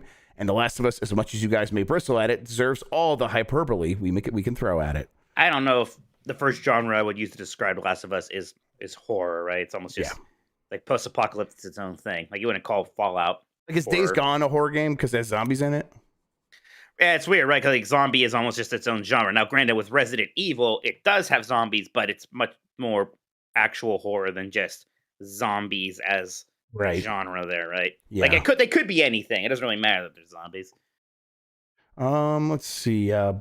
Beef Hammer is a huge horror fan. I'm telling you not to overlook Amnesia: The Dark Descent. A lot of Amnesia. Yeah, I think what we'll do here real quick is let's go just put Amnesia. Yeah, I think we we're gonna have to maybe trust everybody about Amnesia because I've seen so much of that now. Yes, I think that's probably exactly right. I'm gonna trust people. Yes. So in Hero in Time just said this in a super chat, and I was gonna ask about it too. What about the fear games? That's what those things were so popular for a bit, and they are interesting as like first person shooter horror games. Yeah. And they're sequels, and they're popular. You don't hear much about them anymore. Yeah, I've definitely played some fear games, and they were. I always heard like they do some cool stuff with shooting and the way you interact with the world through shooting, but it never clicked for me enough to figure out what that was. So when I hear people talk in such glowing terms about fear, I'm kind of feel left out because I don't fully get it. So okay. Because I think some people bring it up. I think even Frank Harris said, as a GameCube kid, I can't help but suggest Luigi's Mansion. Do we want to count Luigi's Mansion? Because if we do want to count it, then yeah, like maybe Luigi's Mansion 3 is on there. But it's again, that's spooky. It's spooky horror, kind of. Like that's almost a whole nother. It could almost be another Mount Rushmore. I don't know. What do you think? Yeah, I think it's probably another Mount Rushmore. That and Grabbed by Ghoulies go up there, right? No, I'm just joking about that. But yeah, I think it's another Mount Rushmore. I don't think Luigi's Mansion is actually the right fit here, especially when we have so many things vying for what is now just one more slot. If we have Resident Evil, Silent Hill 2, and Amnesia: The Dark Descent sort of locked in. Yeah, I think that's right. I think those three are pretty good. I agree that Grift Ghost or PUBG is survival horror. That's the scariest game I've ever played. It's survival. I mean, and I was scared. So I don't think either of us are really on board with Dead Space, as good as it is. It's just it's following trends in a great way, and it's very good. If it was just a quality list, then yeah, Dead Space would be on there. Yeah, I think there's another game I'm putting up there first. So yeah, I feel like me and you are fighting for the fourth one being Alan Wake or PT. I think it's PT. I think it's Alan Wake. I really think it's PT. Well, how about for funsies? What does it? Let's put the two of them up in a poll. I'm curious. Sure. Let's see what the live chat thinks. While that poll is running, we'll go back. We'll read some more podcast producers, see if either one gets mentioned more as well. Let's see here. Okay, so I'm gonna run a poll. There we go. I mean, I saw some people in chat saying, "Oh, Alan Wake is thrower, not horror." Man, I don't get that. That's a pretty it's literally just like I don't know. It's literally like jump scares and ghosts and like supernatural. I don't know how that's thriller any more than like The Shining is, but hey, I'll defer to chat on this. I'm clearly not exactly the expert on it. Let's see. Cranchus McBasketball says Resident Evil 4. Octo, my only contribution to this is Diablo 1. I'm not a horror guy in general, but that game freaked me the fuck out. The atmosphere was so thick. And that I love Diablo. It's gosh, that's like rock, because again, it's like when you ask me what I think about Diablo, like that's an action RPG. And it's set in like a spooky thing, but it's not really I just don't consider that a horror. It is a horror game. That's not its main vibe. It's not its main gig. Just like if someone just says Left 4 Dead count, same thing. Obviously, there's zombies and monsters and stuff, and it's like tense and whatnot. But I don't really think of that as a horror game. Because someone just said Bloodborne. There's a lot of things that horror is a major element of it, but it's not like the main thing as it is in some of these things, or like games we're not even considering, like The Evil Within and some of these other stuff. Both Cranch McBasketball and Matt Rare Monkey back-to-back mention Amnesia: The Dark Descent alongside other favorites like Resident Evil and Silent Hill and Dead Space 2. Super Harmon, Resident Evil 7, Dan Park. I'm not really well-versed in horror games, so what's the ball sack of horror games? It's a very important question. So I would say, looks like I was always not winning the poll, and that's fine. I'm just shocked by how many people in chat like that's not even a horror game. Like you literally are walking around scared the whole time with a flashlight. Like while things are scaring you. I think it's people don't think of it as what we traditionally think of as video game horror. But I mean, if you just zoom out a little bit and you think about what is like a horror novel, boy, it's exactly what Alan Wake is. So. Like, I'm not arguing with you on that point. I just right. I guess that I'm completely okay with that being a list. I am surprised how many people are like, oh, that doesn't even deserve contemplation. Yeah, like Sarah says, I thought you were the only one who's scared. There's a lot of people who aren't actually scared by horror games, right. But I mean, there were literally just moments we were walking around, and then like the evil lady blinks on the screen for a second. It's not like they're doing that for funsies. Somebody said I thought it was campy. I don't think it was campy. How is it scary? It's a horror game. You're oftentimes you're literally just in the dark with your flashlight and monsters come out. I'm not saying it's terrifying, but come on. I'll say the PT's definitely even more influential than Alan Wake, though. And sure. I think the big thing against PT, right, is it's a playable teaser. It is a demo, but I played it and I felt like I got a full game experience out of it and really enjoyed it. It's one of my most memorable gaming experiences, and it was truly horrifying. And I don't know, just it's gonna. Yeah. I think it has to be up there. I think you're right. I'm getting a little caught up here. Now people are saying it's campy. Jeff, did they change the definition of the word campy on me? Yes, I think people really struggle with campy. I struggle with what campy means, but I know it's not Alan Wake. Is campy the new cringe? Yes. We don't even know what that means anymore. Yes, basically. Campy is Batman and Robin. I don't get a lot of Batman and Robin vibes from Alan Wake. Campy in like tents and s'mores. Yeah, I mean the first Resident Evil was kind of campy in retrospect just because of the bad production values. I don't know if it was how much it was trying to be. Twin Peaks is campy. It's a tiny bit. I mean, there's a comedic relief character, but I think a lot of horror things have a comedic relief character. Sure. All right, we can go with this, Jeff. The Mount Rushmore of horror games: Resident Evil, Silent Hill 2, PT, and Amnesia: The Dark Descent. Are you going to try Amnesia: The Dark Descent? Maybe we should. Maybe next Halloween. It seems like a very stressful game to me. Whenever I look at it, so. But maybe I'll give it a shot. Yeah. People say it's a good list. At least they were yelling at us coming up with it, but we got there. Yeah, we get. That's the whole idea. You get to yell at us, and then we get there. Yeah. Sometimes you still yell at us, but I think we're feeling pretty good about it. Some people were yelling about Clock Tower. I just don't know much about Clock Tower. I'm sorry. I got it right here on this computer. I don't know much about it either. I'll try it sometime. Like just things like that, like Parasite Eve and whatnot. I just don't know too much about. Maybe someday. Okay, so what I want to do now is... great. Sean's going to come into the Discord to yell at me. Oh, go ahead, please. About what? About what? Like I didn't know that what that fighting game, what's it called, has a tournament scene. Cool.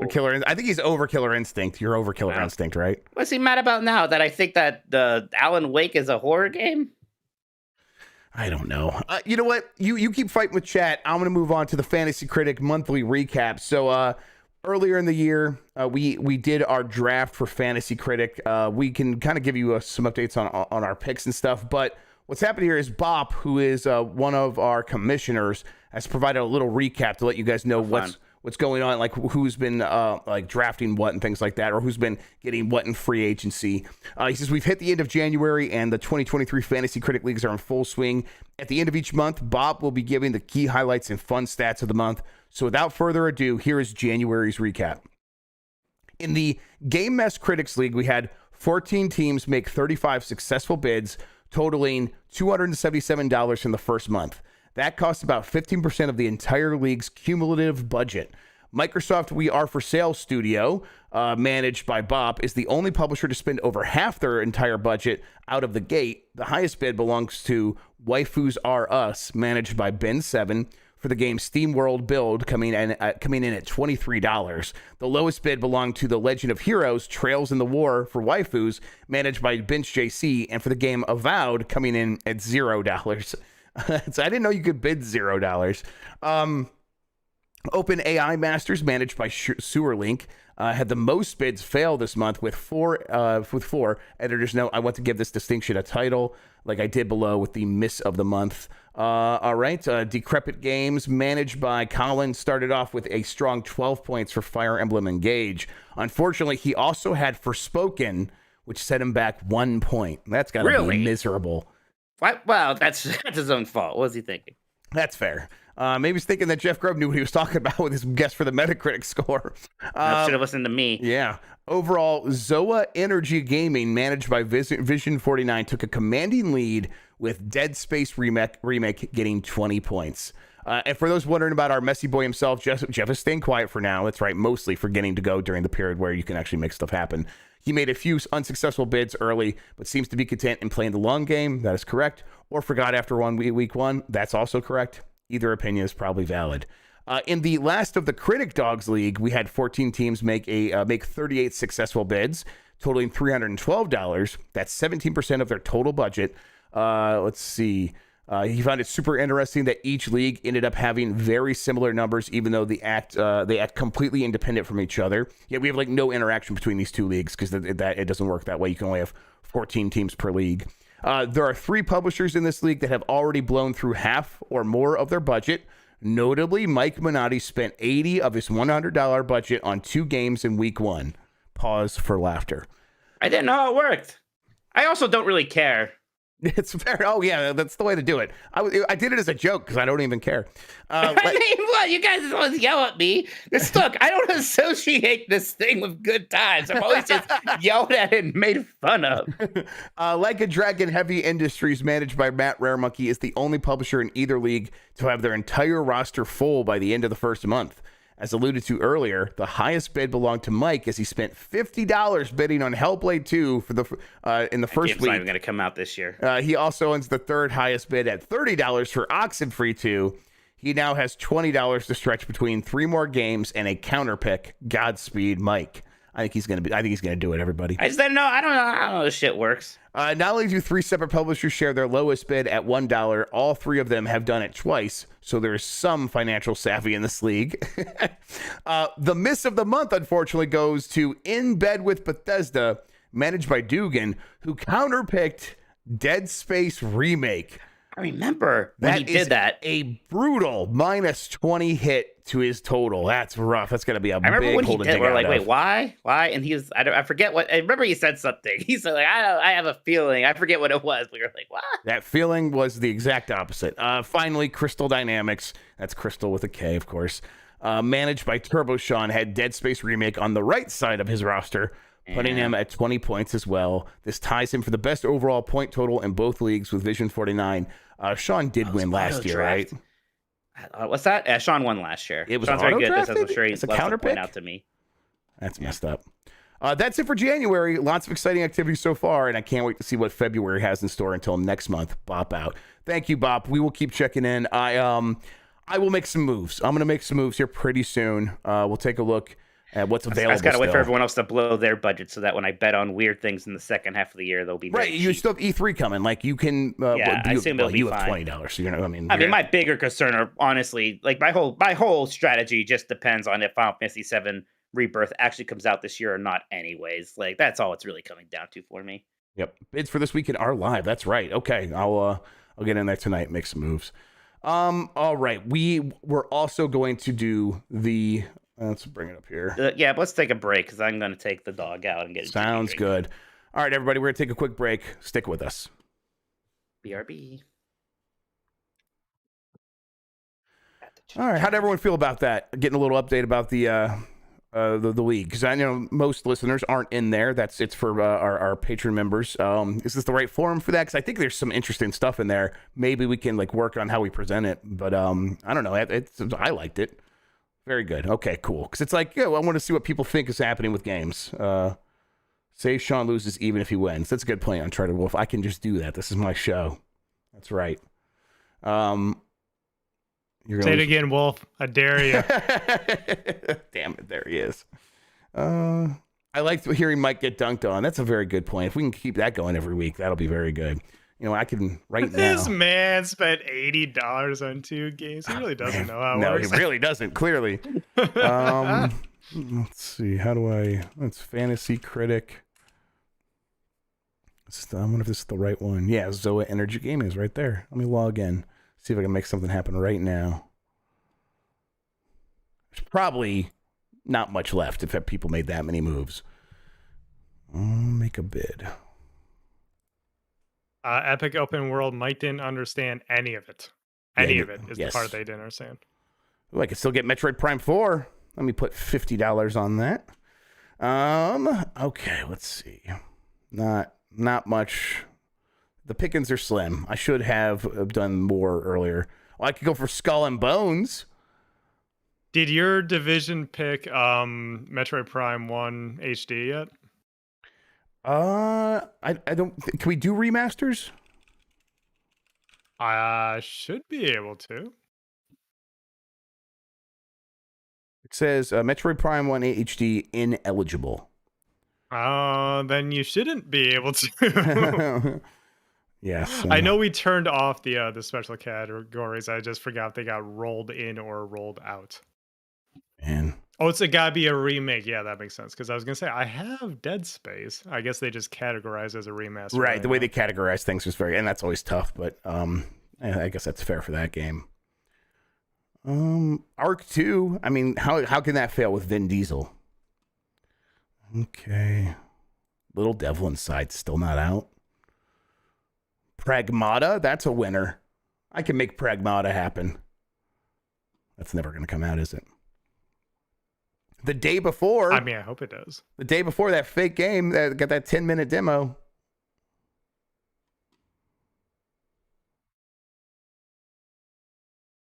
Yeah, the pickings are very slim.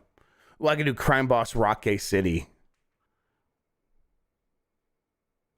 If you don't value the game whatsoever, go for it. Actually, this one might be worth it.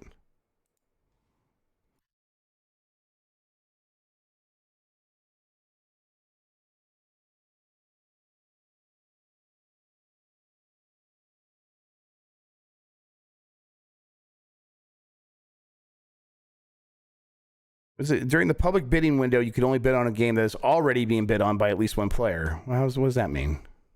Okay, so it's a 2-stage process. What happens is in the first part of the week, which is up until tonight, I believe. Oh, okay. You can bid on anything you want, but then from here until Saturday, it's revealed what people have bid on, and then all you can do is try to outbid them. Okay.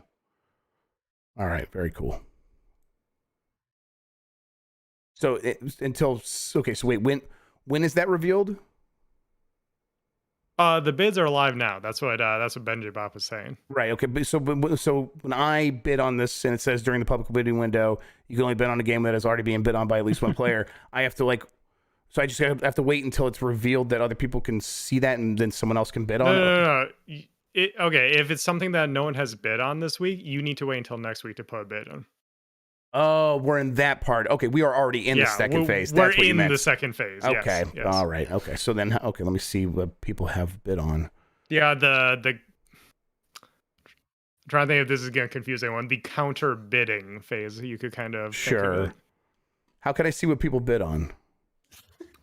Yeah, laugh it up, Fuzzball. I'm taking this seriously. You remember like teaching my grandpa how to use the TV. Yeah, See, sure. Grandpa, you have to blinking turn 12 on at that me. TV. What do you want me to This is do? actually- Yeah. Wait, how do you This do is that? prime. Because I see player actions. My publisher details. Make a bid. Oh, make a counter pick bid. Is that where it would be? Yeah. Okay, so if you go to your league, if you scroll down below upcoming releases, it's this week's bids, and three games have been bid on in your league this week: Gravity Circuit as a counter pick, Lorelei and the Laser Eyes, and then unannounced mainline 2D Mario platformer as a counter pick. Which section was this in? I see C League history, C League options. Are you in 2023? I am. I think. Okay. Am I? Yes, so. I am. Yes, Scroll all the way- okay. because Vision 49 has 20 Okay, points. You see standings? No, where is it? The big. Like something I can click on. No, but as the big word standings, I see standings. Yes. Yes. Okay. Scroll down. You can see upcoming releases. Oh, And there scroll it is. down Okay. below that, this week's bids. So those are the games that you can bid on here in the second phase. Oh wow, someone making a move there. Okay. All right, I'm betting on it. All right, ready? Yeah. Hang on. Okay. It stopped blinking 12. We did it. I just had to turn it to channel 3, guys. Okay. Let's get back into it. Let me end this poll too.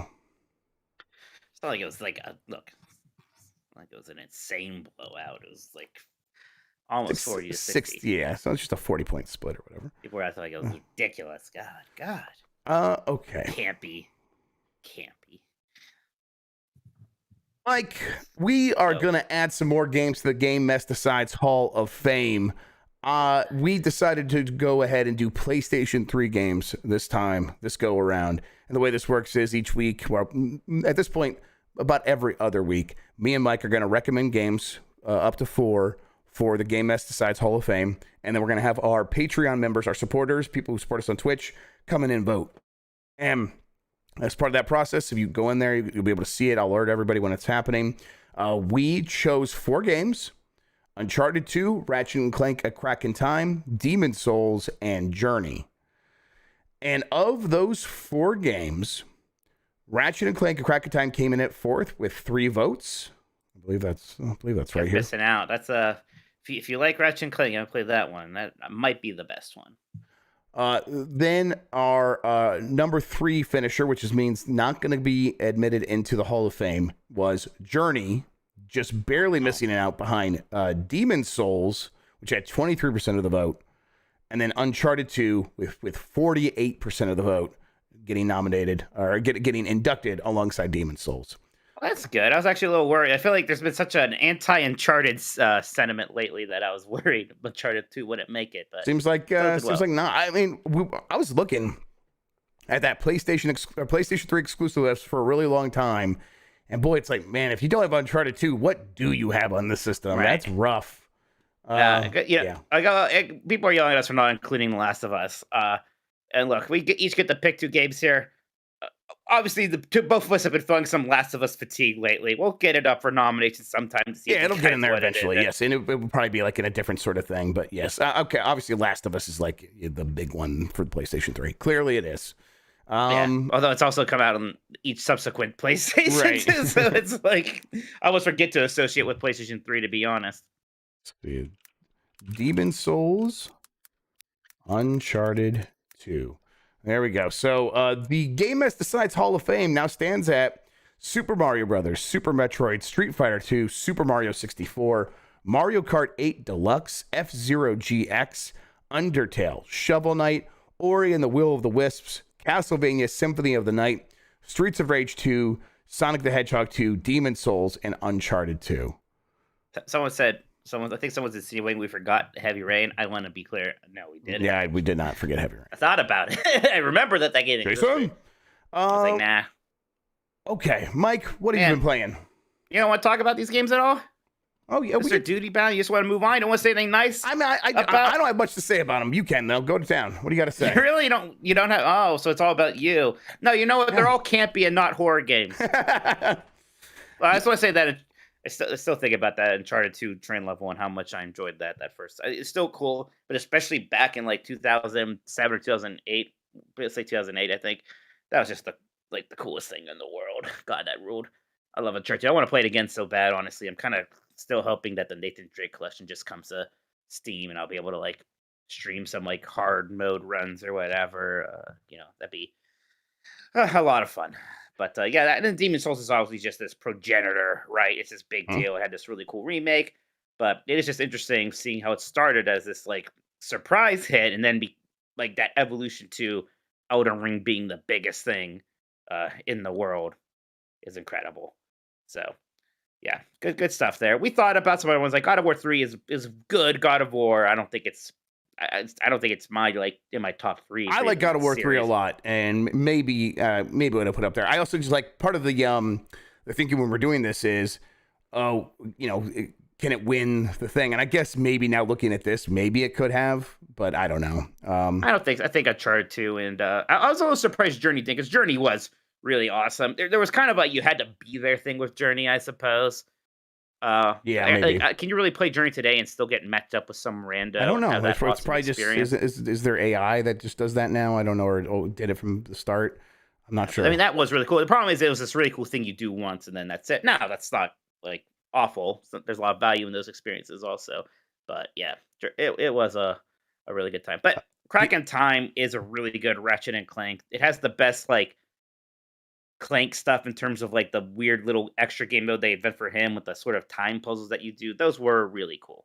So yeah, there are some good PlayStation 3 games. Yep, clearly. For Demon's Souls, it's like, man, at the time, if I could have told those Bitmob editors that were obsessed with that game and like we're just like, this is the most important game ever, if I would have told them like, you are very, very right. Maybe you don't know how right you are even. Mm-hmm. And then to get a chance, like I mostly have played this game with the remake recently, but still, it's clearly the progenitor. It's so important for the genre, so important for establishing what they were going to do going forward. And it turns out it's also itself just a very good game, immediately. So cool stuff. Are you stealing my fancy word, progenitor? How dare you? You It's worse than when you stole myopic. Yeah, yes, exactly. I hear it and I got to say it. Monkey see, monkey do. That's what Jeffy does.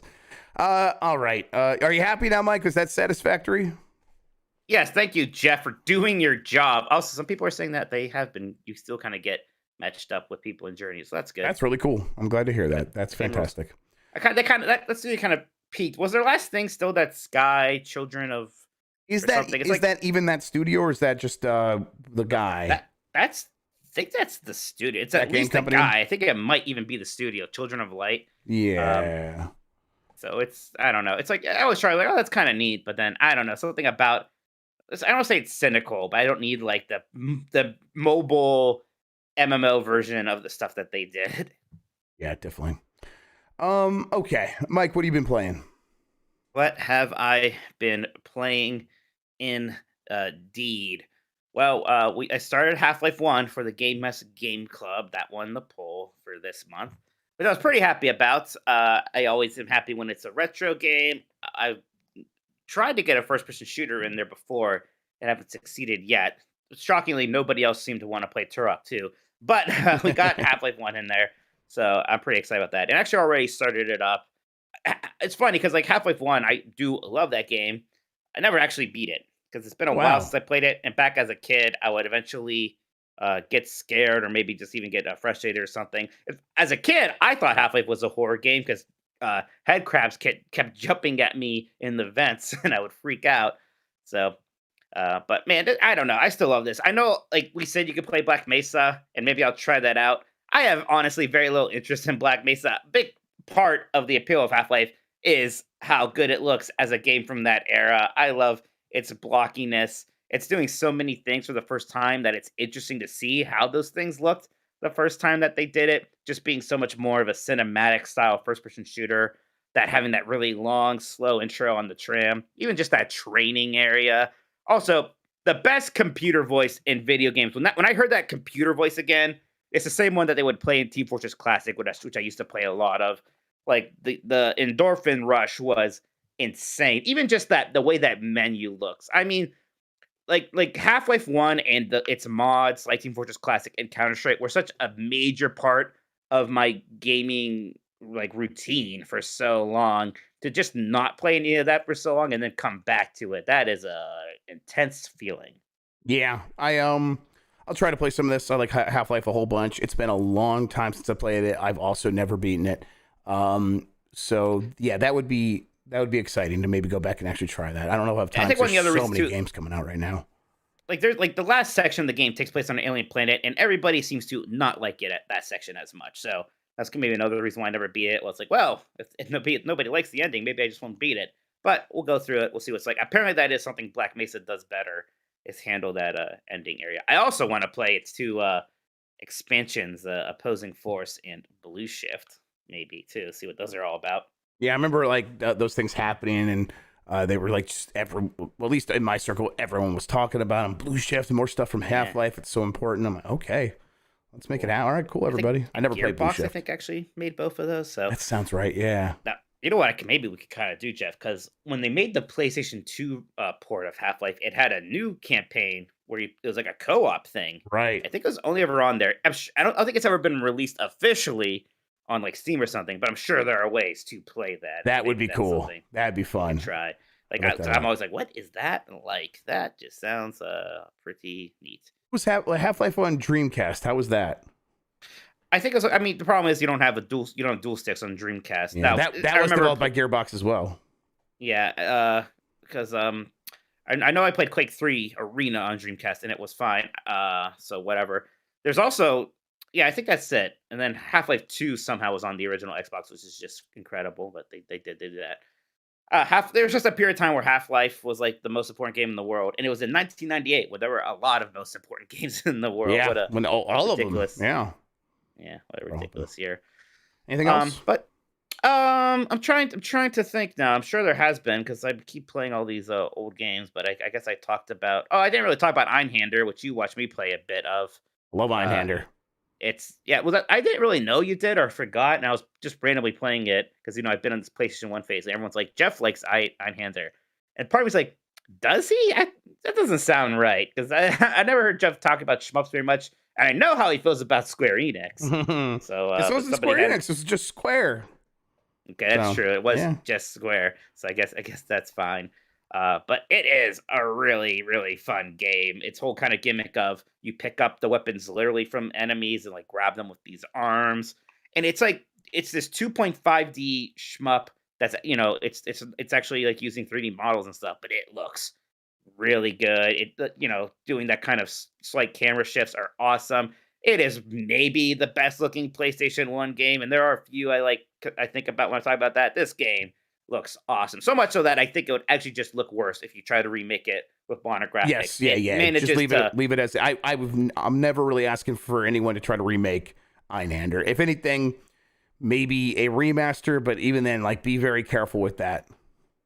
Right, like maybe fix like some stuff like Pop-In or whatever, but exactly. Like that PlayStation 1 aesthetic. I kind of feel the same way like with Ridge Racer 4, right? Like maybe get it running at 60 frames per second, I guess, but I don't like the Pop-In, I guess, but I love the PlayStation 1 look of that stuff.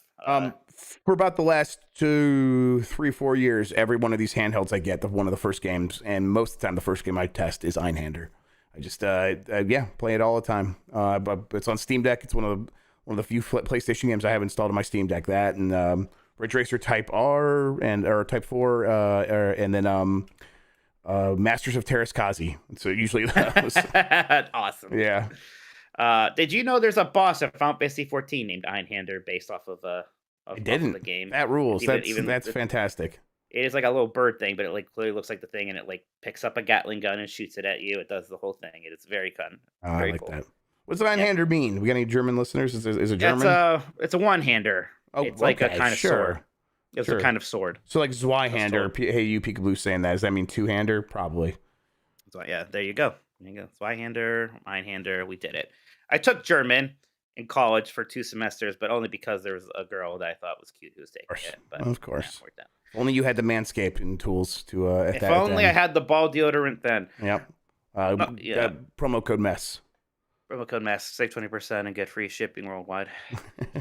What about you, Jeff? What have you been playing? A lot of Mike Tyson's Punch Out, honestly. And Hi-Fi Rush still. I'm on my way to finishing Hi-Fi Rush, I think. Where are you at with that? Did you finish it? I'm not as far as I am because I was like playing it on stream, and I think I'm just gonna start playing it off stream now when I finish it because I just finished the area with the JoJo's Bizarre Adventure guy, so I should be further. Okay, yes, I think I'm in the next area. I'm about to get done with Corsica, I think. Very excited to do that because I think some more abilities happen pretty soon.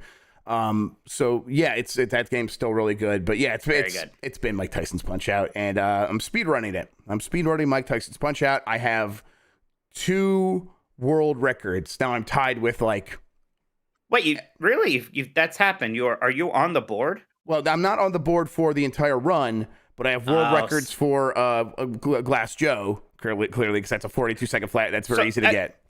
I imagine for that, it's just a matter of, because it's in-game time, so it's just, yes. If you do it optimally, you will do as good as anybody can. Yes. Actually, I think I have 3, but Dan says the one doesn't count because he thinks my emulator's giving me an advantage, which maybe, but he got it. He just got it too, and I think I did the fight perfectly. So it's Von Kaiser. I think I'm still beating Dan there. I'm tied with the world record for that one as well. So I have the world record for Von Kaiser, where it's basically you just. As long as you are buffering the punches, which just means at the next possible frame where you can tell the game you're going to do this punch and you hold it down, it registers it. So the next frame, it's 100% going to do that punch as soon as possible. And so as long as you are buffering all those punches for that fight, and then when he gets up the second time, and this was the key, this is what I'm doing different than Dan, you hold up. So you do the guard manipulation, but unlike other times when you're doing guard manipulation, he doesn't actually move his hands up. He just is like thinking you're going to go up. So if you were to punch, he would go up. You just got to like wait a beat, tap him in the stomach twice. If you get the lucky star, which means you get 2 stars, you immediately do a star buffer, hit him in the face. He goes down. And then when he comes back up, you just do 2 dodges. And then that means so you could time the star perfectly to hit him in the face and knock him down again. And I think I got 37.96 seconds or whatever, which is the fastest you can get him on. And then Dom Flamenco won. I got him at something like 37.97 or whatever. Or maybe it was like 14.97. And Dan was like, no, you didn't. No, you didn't. That's freaking me out. So. Interesting. Yeah, okay. It's happening. Because you were doing Analog Pocket, which I guess would be pretty accurate, but not you've been practicing on your RetroArch, right? Yes, I've been practicing on an emulator, which is definitely not. RetroArch is not legal. I'm not trying to submit in any of these. Just practicing because save states and all that. Exactly, it's just easier to practice. Juicy. Exactly, just getting juicy. And then what is it? The Analog Pocket itself is not viable either. It's that I might try to petition, but I'm also talking to somebody who's going to sell me their Mister at a pretty good price. So I'm going to do that, and I'll have a Mister, and I'll just use that, and I'll show Dan that it's easy. I'll do that. He has since done Don Flamenco 1 at that world record pace as well. So he's like, okay, I did a 14.97. So apparently there's like only 100 people or whatever who submitted for that world record time. So I can go do that as well. Be tied for the world record with everyone else. That's surprising. Yeah. I kind of want to get a Mister. Yeah, I'm going to mess around with it so you can at least... get a look at it. Yeah, maybe see because I kind of get what it is. I still don't exactly get what it is. I think I just need to see it in person to really understand. Because, like, it's basically just very fancy emulation. I know isn't really the word, but it's basically. No, it is. I mean, it's emulating hardware. So the FPGA is just a big chip, and you could shut off logic gates inside this chip in a certain way to then exactly behave the way these classic chips did and behave just like these old consoles. And you could do it for like the sound chip as well and all these other things. So like if I wanted to play Sega Saturn games on this, would it be perfect emulation? Well, so Sega Saturn, I think, is one that is too complicated, and the core, I don't think I think they're just getting a PlayStation core like up and going. So it's working on it. Yes, so and maybe someday. Maybe with a next generation FPGA. Like the FPGA is probably not big enough to do Saturn's messed up like double CPU stuff that's happening with that thing. Right. Yeah. But otherwise, I mean, when the FPGA works as it should and the cores are fully developed, it is ideally perfect emulation in that every game will behave on the FPGA the way it behaved on the original hardware. And that's the idea, with the same amount of lag and emulation, or lag and latency, which, with Mike Tyson's Punch-Out, ideally is 0. So we'll see. And I can with the Mister, I can put it out to a CRT and to my capture gear simultaneously. So it's like that might be a good thing as well. And I can play on a CRT. People are asking did I settle on a controller? Right now I am using the 8BitDo PC Engine controller, because it's kind of like an NES controller, and the D-pad's been pretty good on this one. So that's hilarious. Yes. You're literally using a TurboGrafx style. Yeah, TurboGrafx style controller. Yes. Graphics for life. Yep, and it's 2.4 gigahertz, so not Bluetooth. So I think that's good too. Mount Rushmore of TurboGrafx 16 games win. Yeah, there we go. Let's do it. Yeah, it is a cute controller. I agree. I like it a lot. It feels nice. Good stuff. Yep, Good absolutely. I'm gonna be playing a lot of Mike Tyson's Punch-Out though. That's where I'm at. I'm gonna be streaming tomorrow night. I'll probably play some of that. The thing is, I kind of want to just be learning more all the time, because I'm in a good period where it's like everything makes sense now. And so every second I play the game, I'm learning so much more, and I feel like a sponge, although a lot of it leaves my brain right away too. You're seeing so much improvement right now that I'm sure it's a lot of fun. You're not really grinding out runs yet. Exactly. Yeah. So, and then next week when we on, Grubb Lang on Giant Bomb, I'm going to try to put a run together. So yeah. Wow. Yeah. We'll see. So, be interesting. I am jealous. I kind of maybe want to try one. I don't know if I want to just jump in on the Punch-Out thing with you guys. Maybe find a game to speed run. I don't know. Yep. Something simple. So definitely something that's about a 30-minute run. Sounds yes, right. exactly. Yes, and this is that precisely. I mean, you can do Super Punch-Out. There you go. I'm probably going to try Super Punch-Out. Never really felt the same about Super I love Punch-Out Super as a different Punch-Out. Love Super Punch-Out. Maybe need to play it more. Try to beat me in Super Mario 64. Yeah, says I Sean. do like Mario 64. Yeah. That is that's a hardcore game to speed run. Absolutely, yes. I don't know if that should be my first.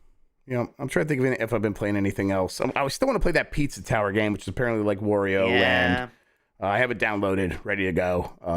But I've been playing Hi-Fi Rush. So I really want to play Dead Space, but I want to beat Hi-Fi Rush first before I mess around with that. Yeah, exact same. It's high on the to-do list.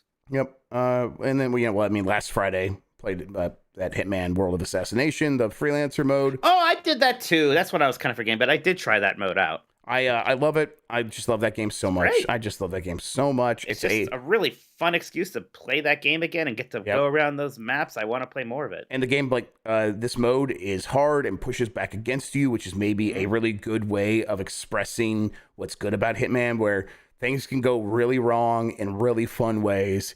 And if you don't want to deal with that, well, there's all these other modes where you could save scum and all that stuff. So just go play that. And if you're sort of at a point where you're like, no, I want to be put in a situation where I have to improvise hardcore, well, this is it. And it's awesome. Yeah, it's pretty great as being like this thing that you should do after you beat the game or you've done that. That definitely play through the campaign first. Do all these levels at least once.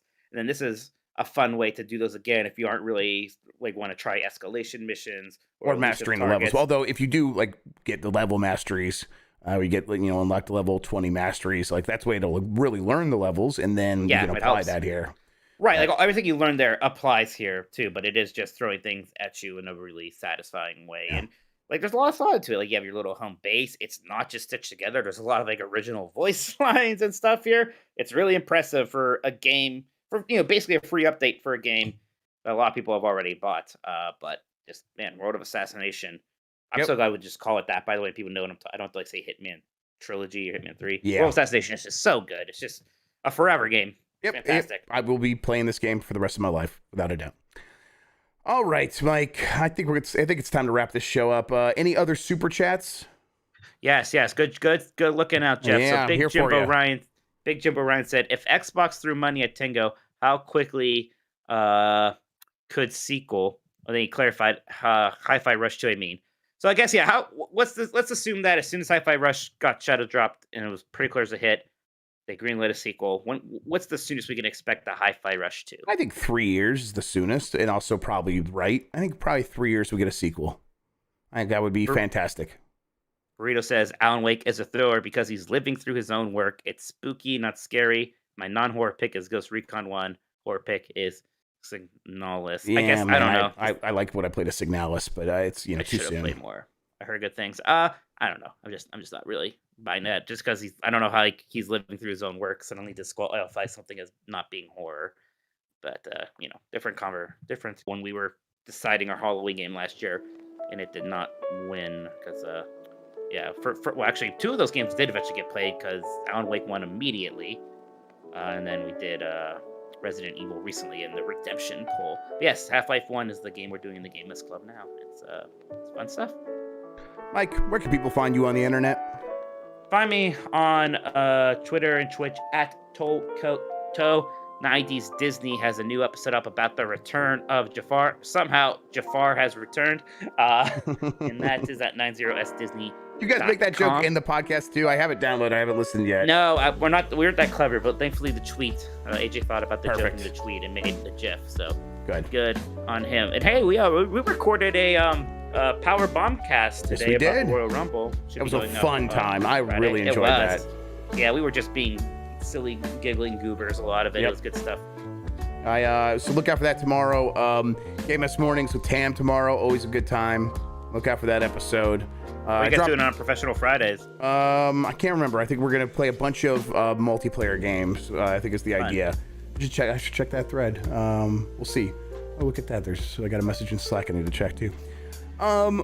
I am Jeff Grubb on Twitter. I am Jeff Grubb on Twitch. Did I lose? Okay, no, it's just the YouTube. It being weird. I'm Jeff Grubb on Twitch. I will be streaming tomorrow night. I will also be streaming next Wednesday and then next Friday.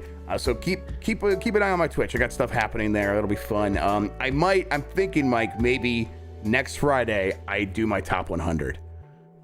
Fun. It might be time. I was kind of started watching yours. I think my plan is when I'm doing my chores this weekend and I don't have time to play games, I'm gonna pop that on in my ears and kind of listen to your top 100 and kind of maybe take it and then do mine the following Friday. It was a lot of fun. People seem to enjoy watching it. It was a good time. Yes, I like that concept, and I liked Dan when Dan was doing it.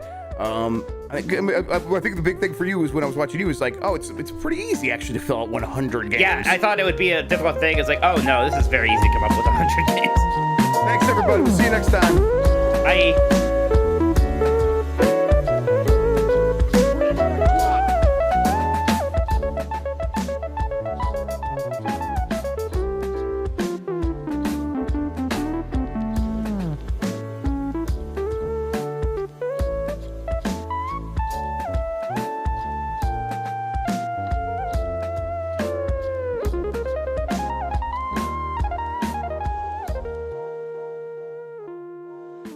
Didn't Greg Miller right in my mouth, please?